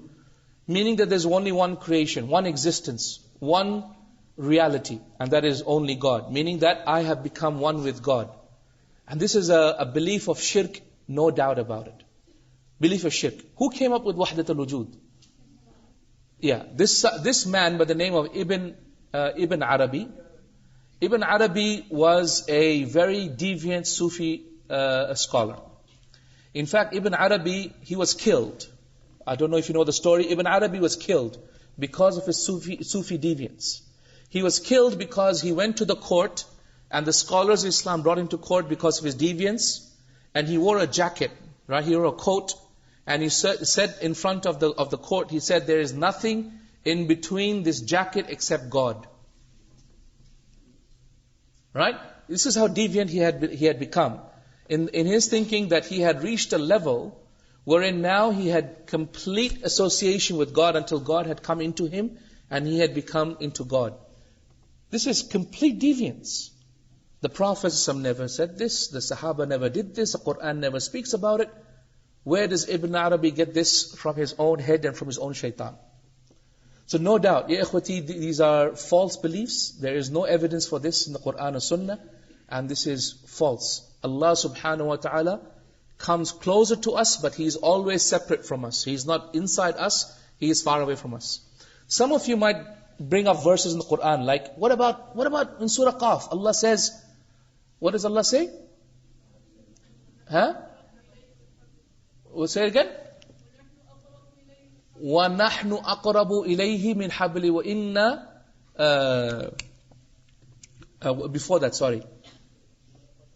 وَلَقَدْ خَلَقْنَا الْإِنسَانَ. That's it. وَلَقَدْ, listen to me, this is very important. This is the verse that always people quote, right? What do they say? وَلَقَدْ خَلَقْنَا الْإِنسَانَ وَنَحْنُ أَعْلَمُ وَنَعْلَمُ مَا تُوَسْوِسُ بِهِ نَفْسُهُ وَنَحْنُ أَقْرَبُ إِلَيْهِ مِنْ حَبْلِ الْوَرِيدِ. Okay? So, indeed we have created insan, and we know what his soul whispers to him, and we are closer to him than his jugular vein. Right, everybody? You know, people read this, and they actually, for every other verse, they try and find out what Ibn Abbas said, and what Ibn Mas'ud said. What about this verse? What did Ibn Mas'ud say here? Ibn Mas'ud, Ibn Abbas, they both said over here, that here, nahnu means the angels. Nahnu means the angels, not Allah. With the proof that, read the next verse. What is the very next verse? Hiya ukhti, what's the very next verse? إِذْ يَتَلَقَّى الْمُتَلَقِّيَانِ. إِذْ meaning when. So you see, most of the problem with people who take verses in the Quran, they don't read the first verse and the second verse. Meaning the one before and the one after it. If you take the verse right after it, says, إِذْ يَتَلَقَّى الْمُتَلَقِّيَانِ. عَنِ الْيَمِينِ وَعَنِ الشِّمَالِ قَعِيدٌ. So نَحْنُ أَقْرَبُ إِلَيْهِ مِنْ حَبْلِ الْوَرِيدِ. When the two angels that are taking down every single thing, the one sitting to the right, one sitting to the left, and always attentive, ready to write down. So we are closer to him in the jugular vein when the two angels are about to write down. So therefore this is in reference to the angels. Right, so don't use this verse to mean God is inside us, within us, etc. That's haram, la yajuz. No Muslim can ever say that. No Muslim can ever quote that, inshallah. Let me finish this off, inshallah. Inshallah, keep your questions, inshallah, and I'll come back to this. The last part of Tawheed, ikhwati, is to know about Tawheed uluhiyyah. Is to how to worship Allah. This is very important. Why is this important? Because this is the whole reason why Allah sent Muhammad sallallahu alaihi wasallam. The whole reason Allah subhanahu wa ta'ala sent Rasulullah sallallahu alaihi wasallam is not about Tawheed rububiyyah, because everyone believes in it. And also Allah's names and attributes, well, a lot of mushrikeen don't actually have problems about that. The problem really is in Tawheed uluhiyyah, is in worshipping only one God. That's where everyone goes wrong. And that is why the prophets were sent. وَلَقَدْ بَعَثْنَا فِي كُلِّ أُمَّةٍ رَسُولًا أَنِ اعْبُدُوا اللَّهَ وَاجْتَنِبُوا الطَّاغُوتَ. We sent a prophet to every single people to worship only one God. أَنِ اعْبُدُوا اللَّهَ, to worship only one God, meaning the main purpose was Tawheed uluhiyyah, is to worship only one God. So okay, Tawheed happens in the following ways. Number one, Tawheed happens in calling to Allah Azza wa Jal. So we should not call anyone other than Allah Azza wa Jal, right? Why is dua worship? That's because Rasulullah said dua is worship. In the authentic hadith in Bukhari, he said dua huwa al-ibadah. Verily dua is worship. Okay? So calling on Allah is worship. It's very important to realize this. On the other hand, when you go to the mazars, for example, and this guy is calling upon Abdul Qadir Jilani, he doesn't consider it shirk. I said, Bhai Sahib, ye shirk hai. He said, no, it's not shirk. So why not? Why is it not shirk? I'm just calling the guy. Ya Abdul Qadir. Remember me? Aaya tha main. Remember I saw you last year. Yeah, man, how is it not shirk?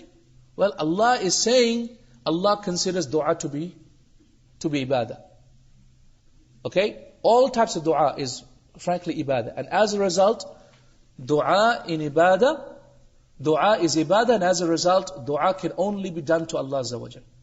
Okay? Right, so dua is an act of ibadah. Another example, act of ibadah is salah. Another act of ibadah is prostrations. لا تسجدوا للشمس ولا للقمر واسجدوا لله. Do not prostrate to the shams or the qamar or to the sun and the moon. Prostrate to Allah Azza wa Jalla. Another example of ibadah is slaughtering. Another example act of ibadah is swearing. Another example of the act of ibadah is istighatha, which is to seek help. Okay? And isti'ana, which is to seek help and seek madad, meaning support. Okay, everybody? So these are examples of things that cannot be done except with Allah subhanahu wa ta'ala. Okay? Cannot be done except with Allah subhanahu wa ta'ala. Right. Can I give you an example now? If I am standing here now in this Huda podium, and I'm saying, Ya Abdul Qadir, save me. Have I committed shirk? Yes. In which types of tawheed have I committed shirk? Uluhiyyah. Why? How is an uluhiyyah, Hisham? Because I'm calling out to other than Allah in something that only Allah can do. Okay? Here I've committed shirk with Allah in uluhiyyah, right? I've also committed shirk in Allah's names and attributes. How is that? Because I believe that Abdul Qadir can hear me. Yeah. Does that make sense? Because I'm calling Abdul Qadir thinking he can hear me even though he's somewhere in Persia, Iraq, even though of course they say he's here somewhere in Lahore. But the point is, I still believe that he can hear me even though he's part of the grave and a couple of 100 kilometers away. So I've given him the attribute of hearing as well. So when I've done that, I've given him the attribute of hearing, the attribute of calling, and the shirk in calling out to Allah Azza wa Jal. And also some scholars say you've also committed shirk in rububiyyah. Why? Because you believe He has the power to protect you and power to help you. And that power only belongs to Allah Azza wa Jal. The power rububiyyah of nourishing and looking after His creation. Does that make sense, everybody? That's why it is so shirk. It is so bad The aqidah of these sects today, calling on these saints, calling on these grave worships, it is so bad. It is all of the three types of shirk combined. All of them combined. Shirk in rububiyyah, shirk in uluhiyyah, shirk in asma sifat. How will Allah ever give victory to this ummah when you're making shirk so much? How many people in Pakistan have committed shirk today? Millions, huh? Would you say majority? Majority? Subhanallah. So much shirk. So much shirk. Ya salam. Ya ikhwati, and not only are people doing it, but even sometimes people upon tawheed commit shirk. Let me give you an example. The Prophet ﷺ told us not to say certain types of words. We end up saying certain things with our words. An example of what we say is, oh man, if it wasn't for the police, I would have been destroyed. We say what? That very doctor cured me. Sorry? That very doctor cured me. The doctor? The doctor cured me. The doctor cured me. Yeah, thank you, doctor, you cured me. Okay, look, this is very important. Can we say, thank you, doctor, you cured me? Yes and no. Let me explain. Let me explain. Yes and no. Both. It's yes, you can say it, and no, you can't say it. So let me explain how. Let me explain. Words that are ambiguous. Okay? So there are certain things which are not ambiguous at all. Like, if it wasn't for the police, I wouldn't exist on this dunya. That's obviously wrong. Would you agree? If it wasn't for my mom, I wouldn't exist in this dunya. That's obviously wrong. It's obviously Allah Azza wa Jalla who brought me into existence. Correct? So in those statements, it's shirk completely. It's wrong. Your wording is wrong. You should correct it. Okay? If it wasn't for the police, I would not exist. That's wrong because existence to do with Allah's bringing into existence. Okay, everyone? Okay. But we have certain things the police can do, which is to save you, for example, from a robbery. Okay? So there's a robbery happening and the police goes there and saves you. Correct? Yes, it's Allah who saves you, but at the same time, saving from a robbery can happen. This is an ability Allah has given police. On the same way, medicine. Medicine, Allah has given medicine by Allah's power. Allah has allowed the medicine to fix that pain that you're having in the head. Okay? So when we say the Panadol fixed my headache, answer it's fine. It's okay. But a better way to say it is Alhamdulillah, thanks to the mercy of Allah, the Panadol helped my headache. Okay, is to always remember Allah in the same sentence. But if you were to say the Panadol fixed my headache, it's okay. As long as you don't believe the Panadol did it by itself. If you believe the Panadol did it by itself, that's when you cannot say this word, it's shirk. Okay, but if you believe that the Panadol had the power from Allah to fix the headache because Allah gave it the ability to do so, then that is okay. That's why I said this statement is okay and not okay as well. It depends on what you believe behind it. Does that make sense? But a better way for people upon Tawheed is to say it in a different way. Had it not been for Allah and then the police, I would have died. Had it not been for Allah and then the doctor, I would have died from the heart attack. Does that make sense, everybody? Right. So remember, ya ikhwati, remember Tawheed al-Uluhiyyah, remember these important points. Inshallah, I'm going to finish in just a bit. Remember these important points. These are absolutely critical. Tawheed in Allah's names and attributes, Tawheed in Rububiyyah and Tawheed in Uluhiyyah. These are the absolute critical elements of believing in Allah subhanahu wa ta'ala today. Please, ya ikhwati, whatever you do not die except upon Tawheed. Because Rasulullah sallallahu alaihi wasallam said, the Prophet sallallahu alaihi wasallam said, that whoever does not commit shirk with Allah Azza wa Jalla and dies upon Tawheed, all his other sins Allah will forgive. As long as you don't commit shirk with Allah Azza wa Jalla. Right? So it's very important. Very, very important. The only thing you do is to teach yourself Tawheed very strongly. Your children, make sure your family doesn't commit at all shirk with Allah Azza wa Jalla. It's the only thing you end up doing. Alhamdulillah. Rejoice in the fact that inshallah Allah will forgive everything else. Inshallah. Okay? And that is the hadith of Rasulullah sallallahu alaihi wasallam where he told Mu'adh that Mu'adh, Allah subhanahu wa ta'ala has made it upon himself that if you worship only Allah and not associate any partners with Him and not commit any shirk with Him, that He will not punish you in the fire. Okay? So ikhwati, may Allah subhanahu wa ta'ala save me and save you and save my children and your children and our families from ever committing shirk with Allah Azza wa Jalla. Knowingly or unknowingly.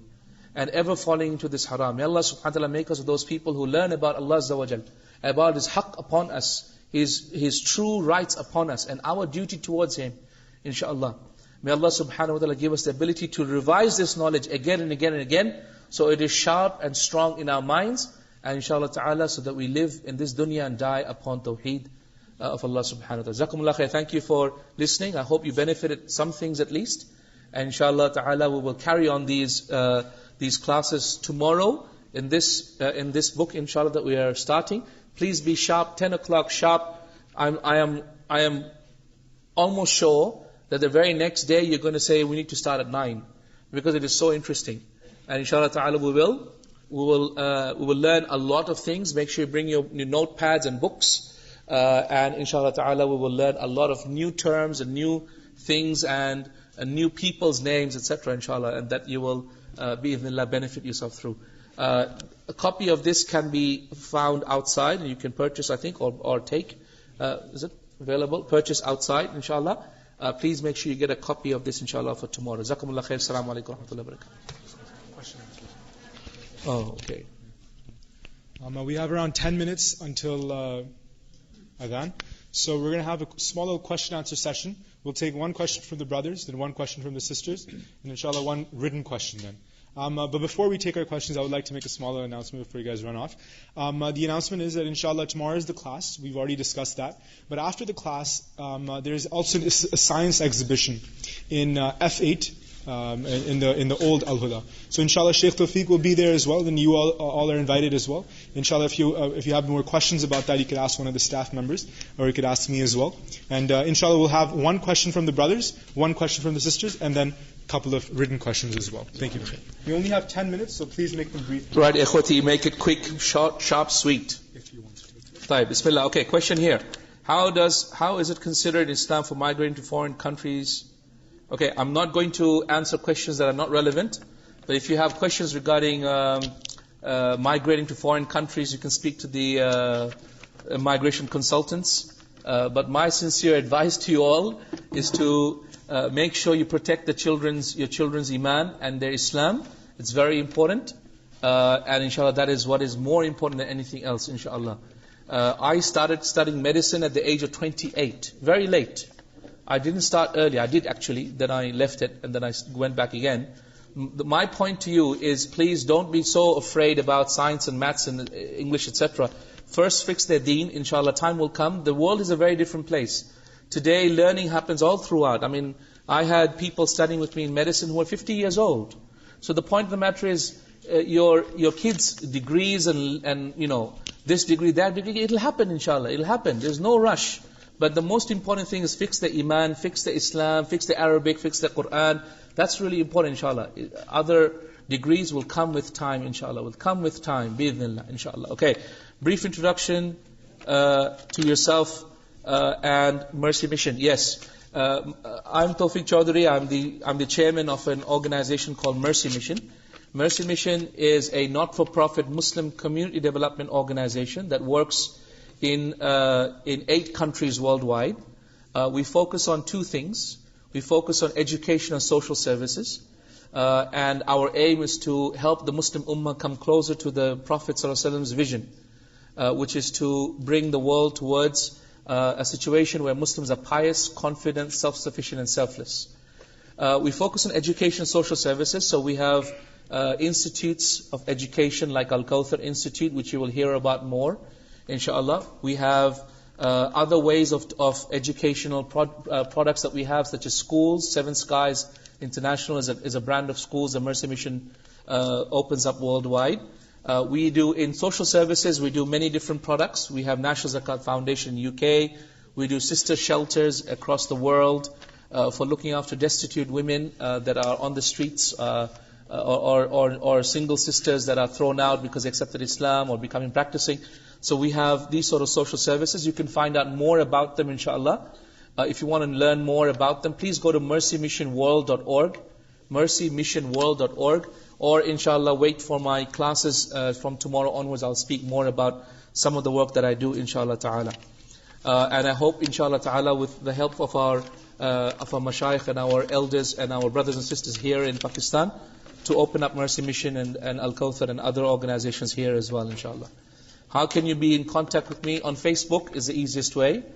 So you can search for the profile, Tawfique Chowdhury profile page on Facebook. Don't ask me too many questions, I just don't have the time.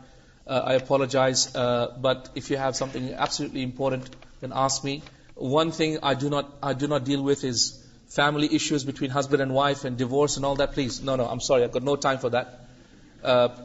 Please go to somewhere else, some other books that you can read. Unfortunately, I don't deal with those issues, but anything else, simple stuff, inshallah, within my knowledge, I'll be able to help you, inshallah. Okay, questions from the brothers? Anyone? Yes, Akhi, quickly.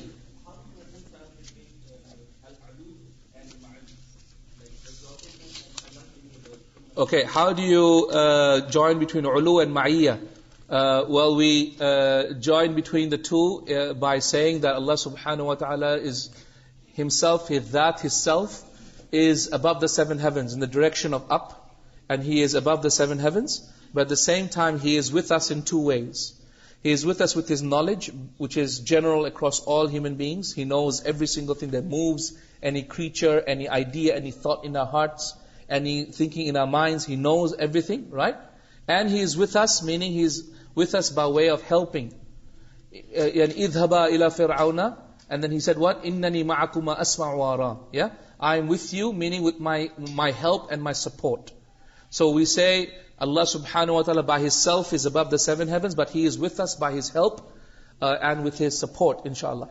Just like, for example, I can go to Lahore and I know, for example, Hisham's with me, meaning, or Brother Zia is with me, for example. He's with me, meaning, even though he's not next to me in the car, I know he's with me, meaning he's supporting me in my work in Lahore. So I say Zia is with me. Who's with you? Zia is with you, Hisham's with you, so and so is with you. Does that make sense? Yeah, and so the Arabs used to say that kunna fi safar wal qamaru ma'ana. We were on the trip whilst the moon was with us, not physically with us, but it was with us, meaning its light was with us, so we could feel its presence almost. Does that make sense? Okay, question here says, how is your copy of Asma al-Husna authentic? Well, it's not my copy. It's the collection of Ibn Taymiyyah rahimahullah of the Asma al-Husna, and that's how, inshallah ta'ala, we know it's authentic. I won't have enough time to give you all the evidences where every single ayah or every single name has been derived from. But inshallah, if time wills, another time when I come back and I teach this over a few months, then I'll be able to give you the evidences of each, inshallah. How to talk to the Sufi people like the way you did about atheists? Well, 5 minutes. Yeah? Remember 5 minutes? Yeah. You know, our problem is, we just rattle on. We don't know how to talk. Look at the Anbiya. Look at the Anbiya. In 5 minutes, he taught Musa, right? Musa alayhi salam taught Firaun that he was not God. 5 minutes, 5 questions, 2-3 questions, that's it. End of story. We rattle on and on and on and on. That's because we don't know how to answer properly. And that's why, remember the uppercut. Yeah? Sharpen your words, sharpen your answers so that you have very simple, quick answers. Don't debate. That's why in Islam we don't debate. We don't seek to debate. Though debating is a sunnah. Debating is a sunnah. The Sahaba would debate the mushrikeen. The Prophet was told to debate them with ahsan al-bayan. Allah subhanahu wa ta'ala told us in the Quran about how Musa was sent to debate Firaun, and Ibrahim debated, alayhi salam debated Nimrod. So it's actually sunnah to do so. But please, prepare. It's all about the preparation. And it's quick, not 1 hour or rebuttals and this and that. That's not how things happen. If I believe in oneness of Allah, even then, is it important to know the reasons why to worship Him alone? Absolutely. Absolutely. Because you can fall into shirk without knowing. And that's why Ibn Abbas radiallahu anhu said, shirk is like a black ant on a black stone on a moonless night. A black ant on a black stone on a moonless night. It creeps into you without you even realizing. And that is why the Sahaba would constantly ask Allah Azza wa Jal for protection against shirk. Okay? Right. Last couple of questions. It says, is it necessary to follow a particular fiqh? Well, if you're learning, obviously you're going to follow a particular fiqh. Like for example here, you're learning from Dr. Farhat Hashmi, hafidhahullah. You're following her fiqh. You're learning her opinions. You're basically following her madhab. She has her own madhab because she's a learned person herself. So she has her own set of opinions, and you're learning. There is nothing wrong with that. you begin to learn that. Then later on, when you gain more knowledge, you might say, okay, Dr. Farhat Hashmi said this last time, but I believe this is stronger. She said, when I enter into masjid, I should not pray my Tahiyyat al-Masjid, but I believe I should pray Tahiyyat al-Masjid. Or she said, to pray it, but I believe it's stronger not to pray it. Does that make sense, everybody? So everyone has their own set of fiqh. I have my own fiqh. When I was learning from my shaykh, who was a Hanbali scholar. He taught me the Hanbali madhab. And I stuck to it for the first 2 or 3 years. Then when I began to learn more, and I started to learn Arabic, and I started to learn usul al-fiqh, and more hadith, and more Qur'an, that's when I slowly started to differ with him. My shaykh himself, he said when he studied with his own shaykh, he stuck to the opinions of his shaykh for a little while. About 4, 5, 6, 10 years. And then after that, when he started to learn more and more and more, that's when he differed with him, until he said, I differed with my shaykh almost 25 to 30% of what he said. Even now, I know when I study with my shaykh, initially I completely agreed 100%. But then, by the end of my 6 years of Medina, after I studied with him for 4,000 or 5,000 hours at his feet, I perhaps differ with him on 25-30% of what he said too. So it's normal. This is normal. Ya ikhwati, do not become strict to the point of, Qur'an and Sunnah, right? Fiqh is not Qur'an and Sunnah. Fiqh is not Qur'an and Sunnah. Fiqh is our ability to try and deduce the ruling from the Qur'an and Sunnah. Right? It's an opinion. It's an opinion. Please do not consider it like Qur'an and Sunnah. Oh, Tawfique puts his hand here, and Dr. Farhat puts a hand there, and she raises a hand like that, and Tawfique raises like that. By the way, I don't raise it like that, but the whole point is, don't become like that. Have an open understanding, and be mature about this. Become intelligent people, inshallah. Okay. It says here, why can't we say any name of Allah that He did not tell us? Like calling Him an engineer is wrong. But for explaining, can we say a great mathematician of this universe, and that is Allah? Well, ya ikhwati, the reason why we cannot say that about Allah is because Allah subhanahu wa ta'ala knows more about Himself than we do. Number 2, the knowledge of the names of Allah is a matter of the unseen. Number 3, Allah subhanahu wa ta'ala told us His names. He didn't leave it to us to decide. Number 4, He sent a prophet who also told us about His names. Does that make sense? So for all of these reasons, because it's unseen, Allah knows more about Himself than we do. He sent a prophet who told us about His names. He told us about His names in the Qur'an. Then why should we come up with our own names? Does that make sense, everybody? There's no need for us to come up with our own names.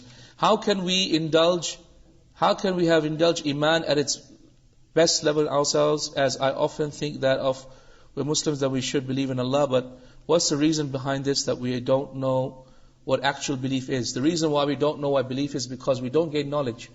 Can I remind everyone something very important before they leave today? And that is the following. Remember this, ikhwati. Ignorance will not save you from Jahannam. Let me say it again. Ignorance will not save you from Jahannam. Let me say it again. Ignorance will not save you from Jahannam. Who said this? Ibn Taymiyyah said this. What do you mean, ignorance will not save from Jahannam? I thought ignorance means you don't have a sin. Yes, you're right. But imagine this. You will come on the Day of Judgment and say, oh Allah, for 70 years I didn't know. Oh Allah will say, you didn't do this, you didn't do that, you didn't pay your zakat on this wealth, and you didn't do hajj at that time, and you didn't do this. You will say, oh Allah, I didn't know. So Allah is going to tell you, for 70 years you didn't know. For 70 years, I didn't give you English knowledge, and I didn't give you money, I didn't give you time to go to that particular sheikh who was just down the road, and you could sit with that person and study. 70 years you had no time, you had no money, you had no ability, no health. You can't say that. You can say, okay, right now, I didn't know that was haram, oh, I didn't know alcohol was haram, so I drank alcohol. Okay, fine. In that case, you are not sinful because you didn't know, right? She drank alcohol because she didn't know alcohol was haram.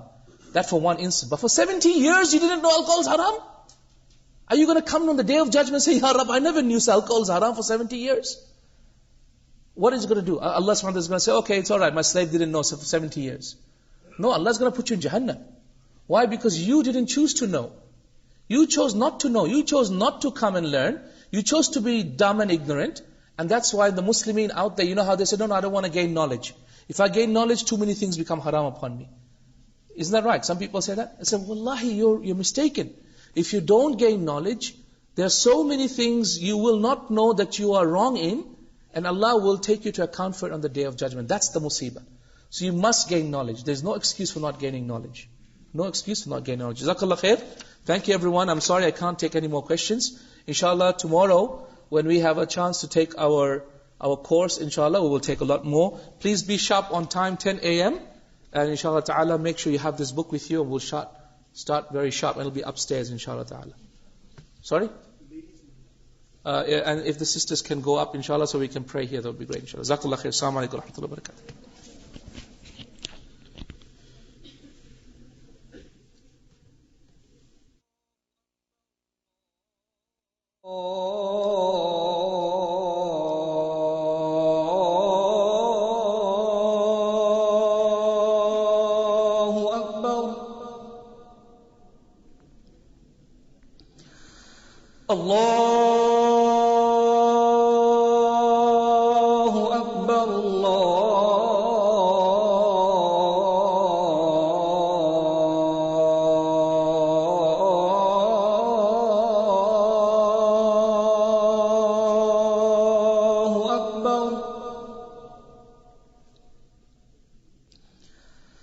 أشهد أن لا إله إلا الله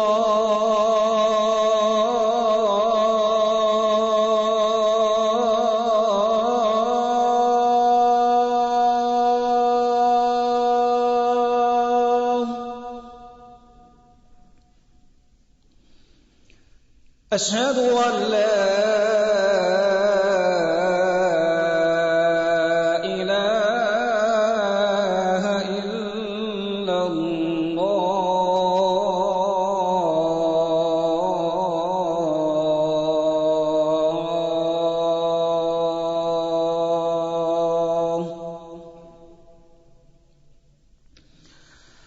أشهد أن محمدًا رسول الله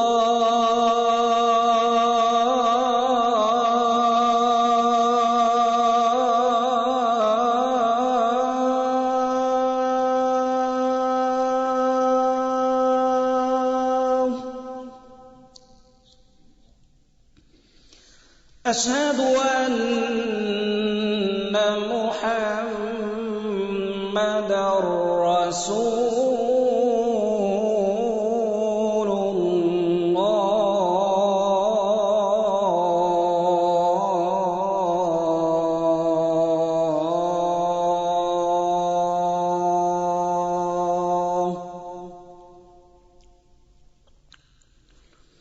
حي على الصلاة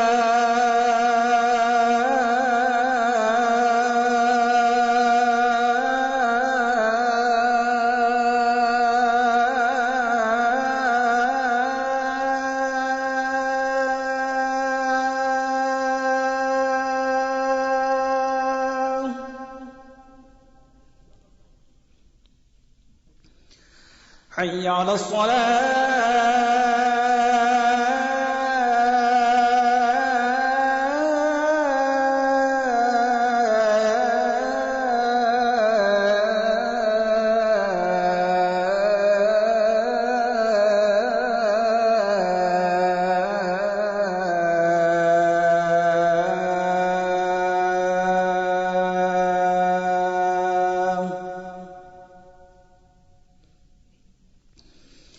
حي على الفلاح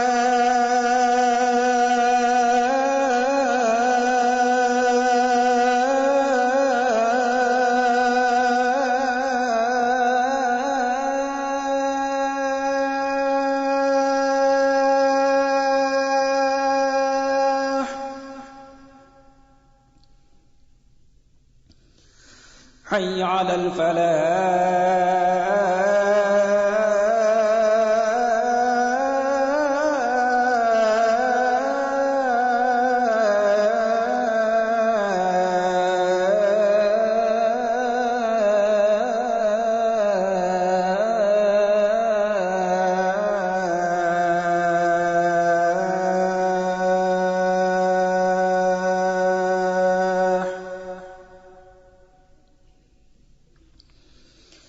الله أكبر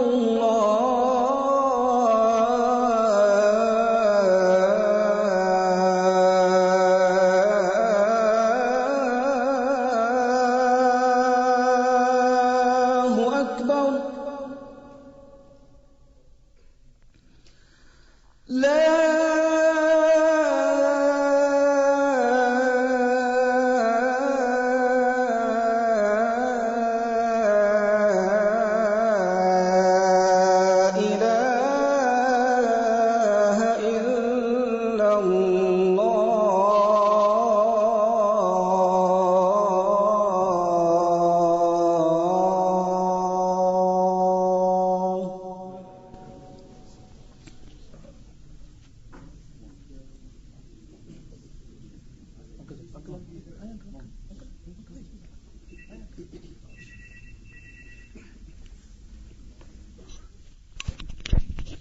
الله أكبر الله أكبر أشهد أن لا إله إلا الله أشهد أن محمدا رسول الله حي على الصلاة حي على الفلاح قد قامت الصلاة قد قامت الصلاة الله أكبر لا إله إلا الله.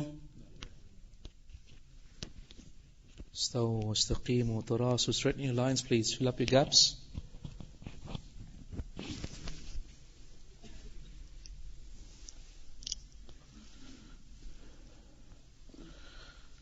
الله أكبر. سبحان الله.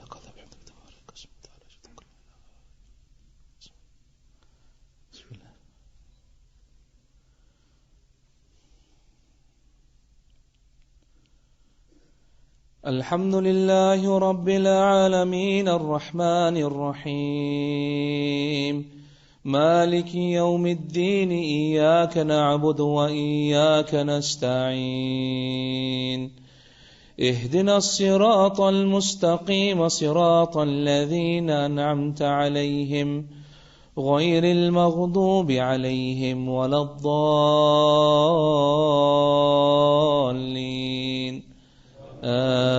آمين.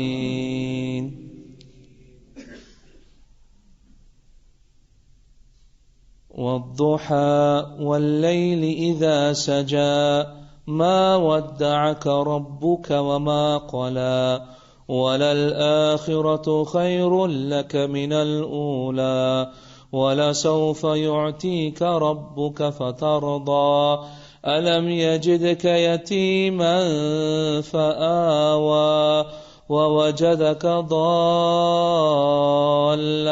فهدى ووجدك عائلا فأغنى فأما اليتيم فلا تقهر وأما السائل فلا تنهر وأما بنعمة ربك فحدث. الله أكبر.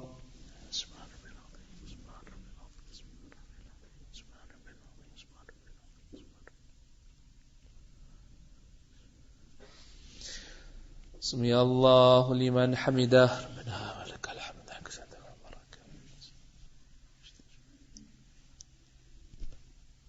الله أكبر.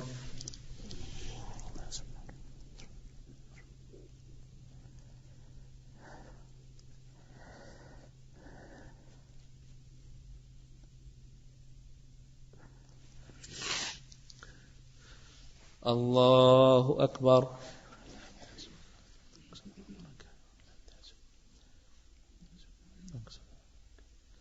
الله أكبر.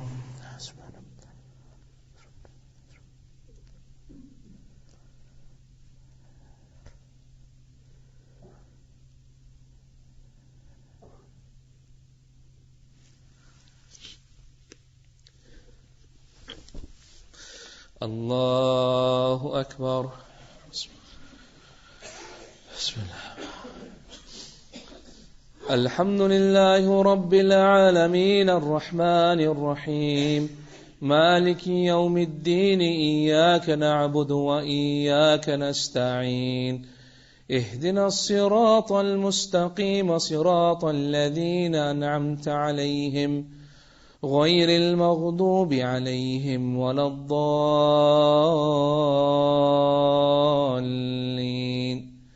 آمين.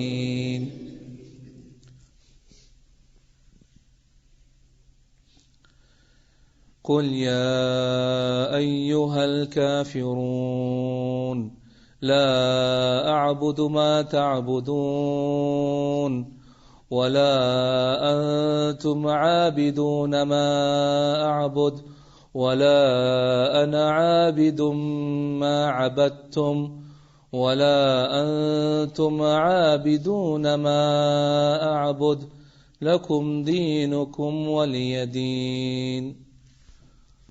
الله أكبر.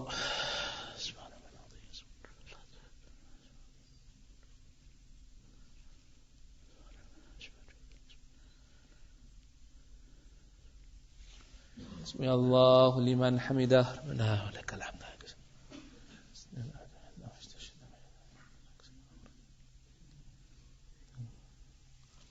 الله أكبر.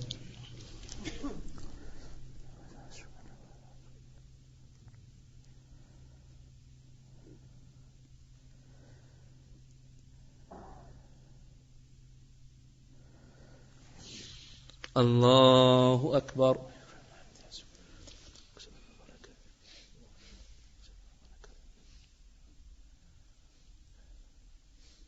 الله أكبر.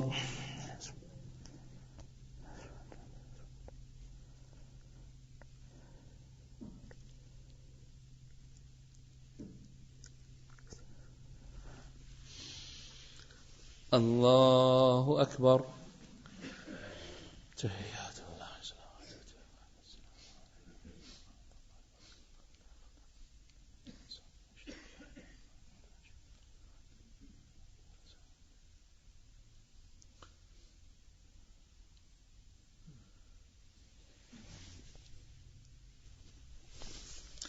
الله أكبر. بسم الله.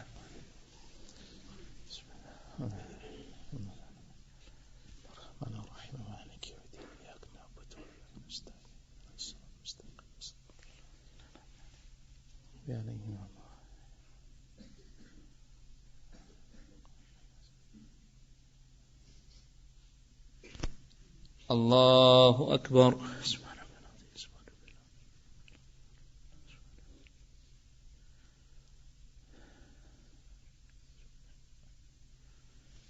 سمع الله لمن حمده.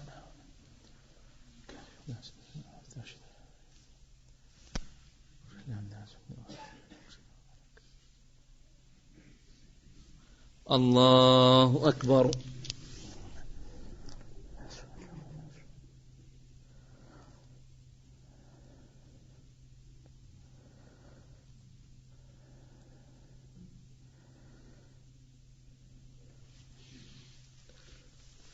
الله أكبر.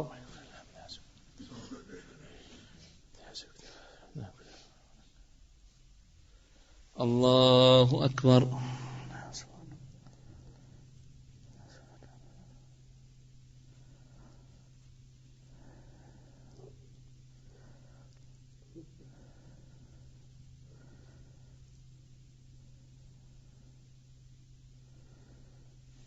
الله أكبر. تحيات الله والصلوات والطيبات والسلام ورحمة الله وبركاته.